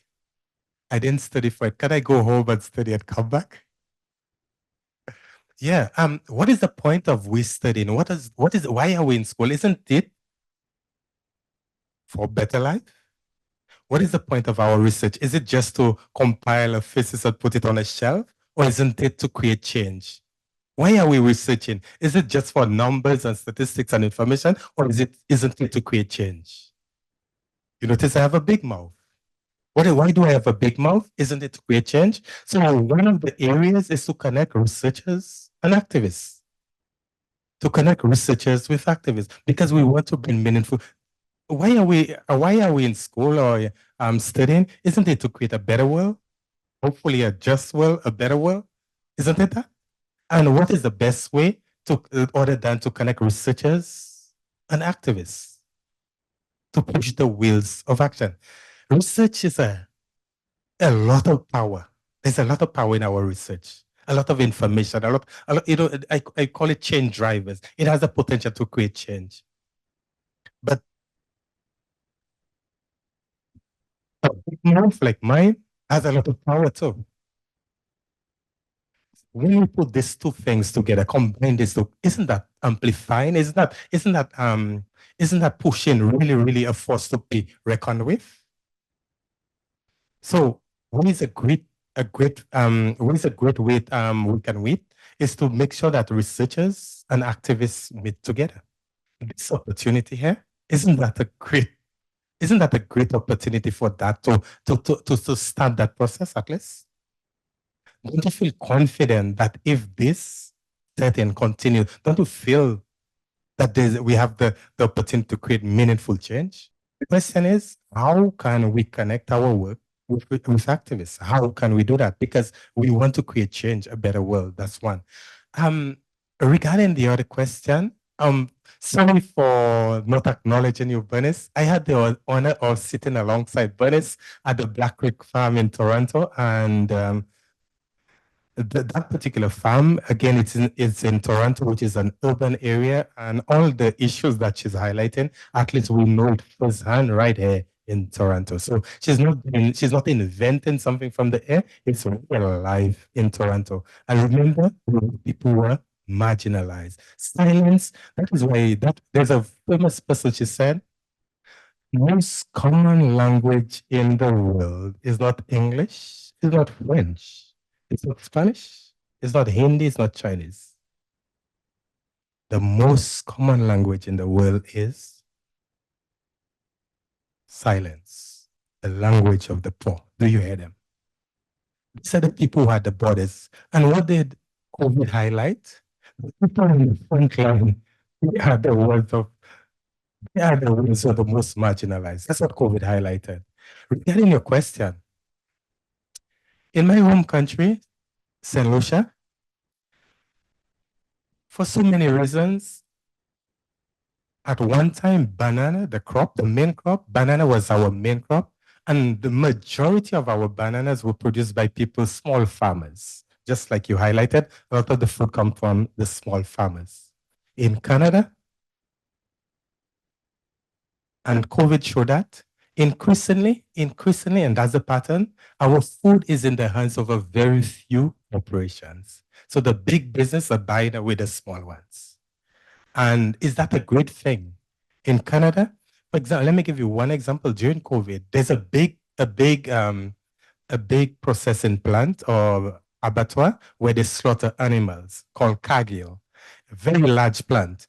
But because of COVID, on 2 occasions, they had to close down because of COVID. Now, the bigger the plant, the more the profit is their objective. So when it comes to skipping space per worker, that's not the objective. It's profit, profit, profit. So because of that, COVID, it was easy for COVID to spread. Now, what did that do? On 2 occasions, that big factory had to close down. If a lot of our food is being controlled just by a few corporations and things like COVID and other challenges continue, are we safe? Is that safe? Is that food security, that having our food just in the hands of a few people? Or isn't it better that when our food is basically controlled by a variety of people, and equally important, culturally appropriate food. One of the things I like to say about Toronto, and even in this classroom, today I felt like I am in Peru. Today I feel like I'm in Brazil. Today I feel like I am in Germany. Today, that's the thing about Toronto. And culturally appropriate food is a very, very important issue. So the issue of our food being in the hands of few, Canadians need to wake up to that. Canadians need to wake up to that our food system, food security is not safe in the hands of a few corporations. That's one. Number two, COVID pointed out that we need to make sure that land distribution, and that's a challenge, and that is one issue that I keep coming across. People who are racialized, and for new people to get a start in Canada, getting access to land, that is like a no-no, and it is based around race and so many issues. We need to wake up to these things because our food is really better when people from different countries can grow their own food, have access to land and stuff. These are important issues in Canada, and I don't think Canadians are, I won't say aware, but I don't think they're ready to take action. So as of today, can I give you a job to go and educate Canadians to take, because I personally believe in that. They say if we eat well, food is like our medicine. If we don't eat well, they say medicine would be our food. I also believe that he who controls the land controls food, and he who controls your food controls you.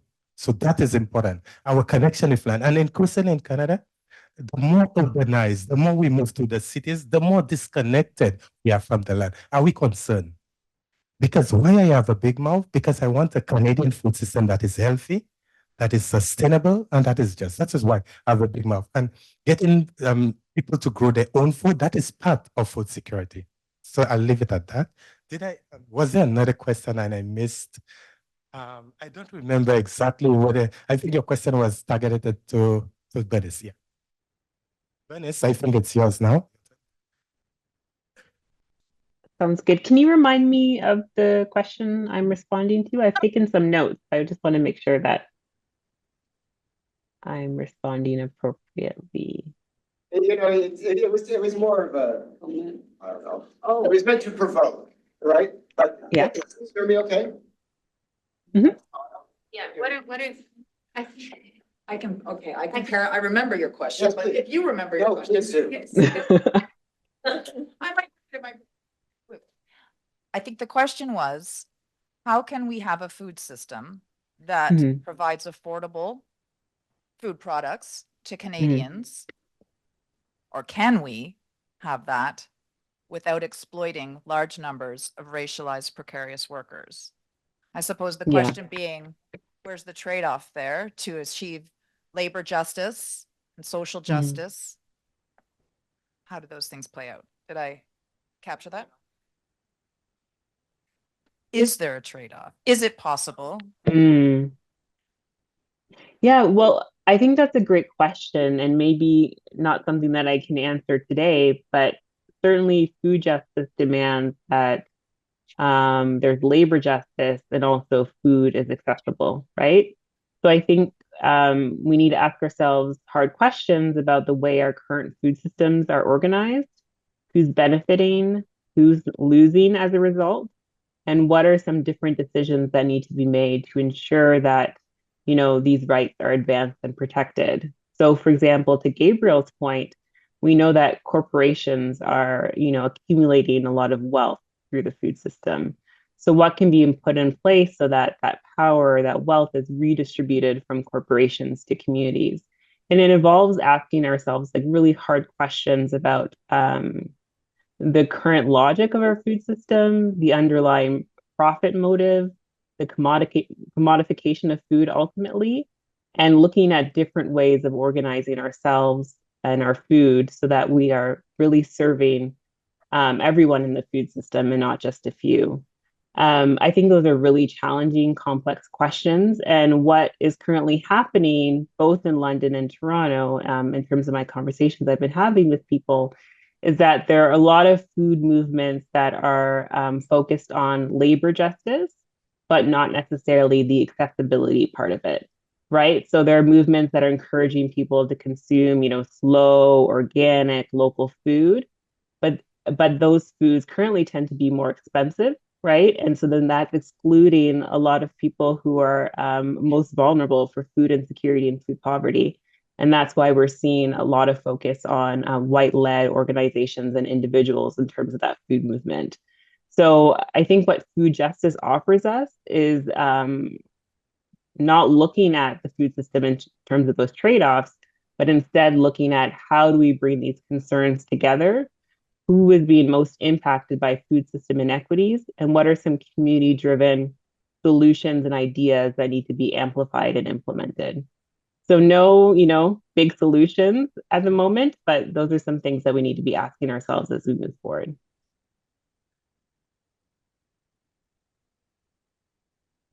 Great, thank you very much. Thanks, Bernice. Does anybody else have any final questions or comments? I think we're Katarina. So, as my research is really in the beginning, some things that caught my attention since I went to the 5 and 2 kitchens is the structure. So, how they get the resource, how they construct the structure is like something that impressed me. And another thing is the cultural difference of how the culture influence the food that are preparing. So I think will be a really nice thing to look with these kitchens. So how they look to the food and how they prepare food in Brazil, and how they look to the food and how they prepare food here in Toronto, and to think together how they look to that food, and yeah, so and how how they get the fountains, how they get the resources. It's really different because I think sometimes I will look at that and talk with the kitchens to make sure, but I think sometimes here it's easier to get these resources. So yeah, it's something I'm looking for. Yeah, just for the raffle, I would need some help. Everybody with from Germany, can you? I want to collect the raffle, yeah. Make sure your name is there. Everybody in Germany collect together. Germany, Peru together, Canada together, and Brazil together. Thank you. Bernice, we're just doing a raffle, but while people are collecting for Gabriel's book, which I'm sure you've read, which is an amazing book, before we actually pick the raffle winners with Gabriel, I just want to thank everyone for their participation, their provocations, but also to think about this as a beginning of continuing dialogue, um diálogo contínuo. I want to make the connections, as conexões entre os pesquisadores, militantes, gente trabalhando com organizações em solidariedade, para que isso pode continuar. So this is not about closing up the formal part of our conference, but a beginning and continuing struggle and solidarity. So while we figure out the raffle, let me give you a lay of the land for the afternoon. Well, actually, shall we, so Bernice can go to bed since it's late. Or getting late, not that late. I guess you don't go to bed at 7:30 in London now. Okay, well then you hang out with us. Oh, okay. The first winner of the raffle. This is exciting. Sorry you didn't get to participate, Bernice, but you already have the book, so. Okay. Para Peru. Da, da, da, da. Lucero Diaz. ¿Dónde está Lucero?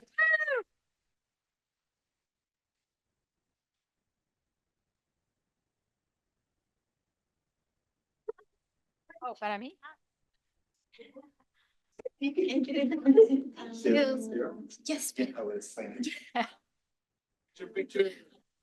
No, we're going to pick another one. We're going to pick another one. I'm cheating.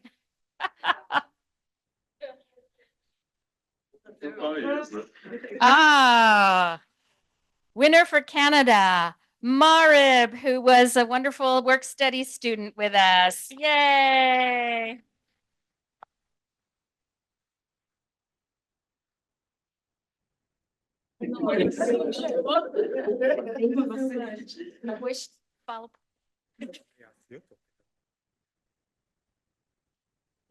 And you're going to read it? No, me?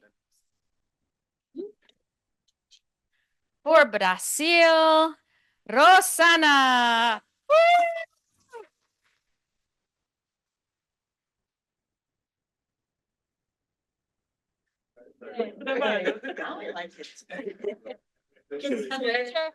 Picture. Did you get one with Lucero? Você tomou foto com Lucero e Gabriel? Okay. Temos.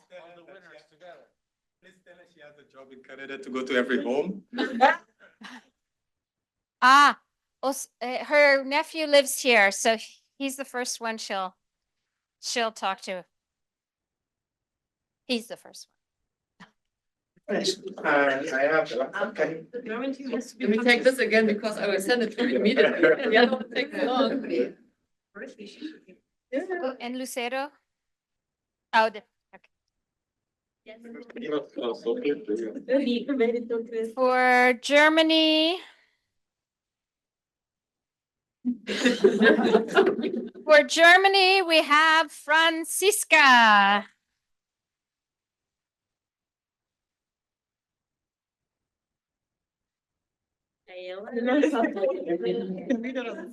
Thank you so much, Gabriel. It's now time for a photo shoot. Can we put Bernice and do you know Francisca? Have you guys met? Bernice? No. Oh, I you don't need to meet. think so. Oh, you that would be didn't great. I'd love overlap. that. You didn't overlap, I think. So We didn't overlap, but Yeah. I've heard a lot about you. Yeah, it's nice to meet you. Oh, yeah. I know what you heard. In the best way. Well, while we're laughing, Only can good I share things. this story, Francisca? May I? Oh, I have to share this story. So Francisca was diligently working on her dissertation. I was on sabbatical. My sabbatical had 5 students trying to defend their dissertation. So I prioritized my students over my research, but that's the way it should be. So I am a little bit, how shall I say, demanding? Is that fair? I said it. I said it. So Francisca finally, it was July. She wanted to defend in October. And she thought she finally sent me, the last version of the dissertation. And I sent it back with a ton of comments. And Francisca is so polite, but I could see the anger in her email. How could you? I was done. And I did share that story with you, Bernice, right? I'm sure I did. But now we laugh about it. Oh, Or I laugh about it. Maybe you're still suffering. And 2 weeks after I sent you the very final copy, my son, who was a toddler at the time, peed all over my laptop. So this is why I'm running around naked in the house. Yeah. It's funny. So Bernice, I don't know if you wanted to share any final words before we let you have an evening off in London or an evening working. I hope not. Yeah, an evening of work. No, it's just a pleasure to be here. I'm so sorry I was unable to join in person. But it looks like and sounds like you had a really fruitful 2 days of conversation and connecting with each other. So thank you so much for having me and letting me, join you for a little bit. And I look forward to connecting with, feel free to reach out anytime. So, and Emmanuel, feel free to share my email or whatever else. And I look forward to connecting with folks further. Great round of applause for all of our speakers.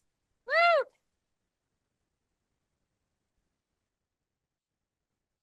Thanks, Bernice.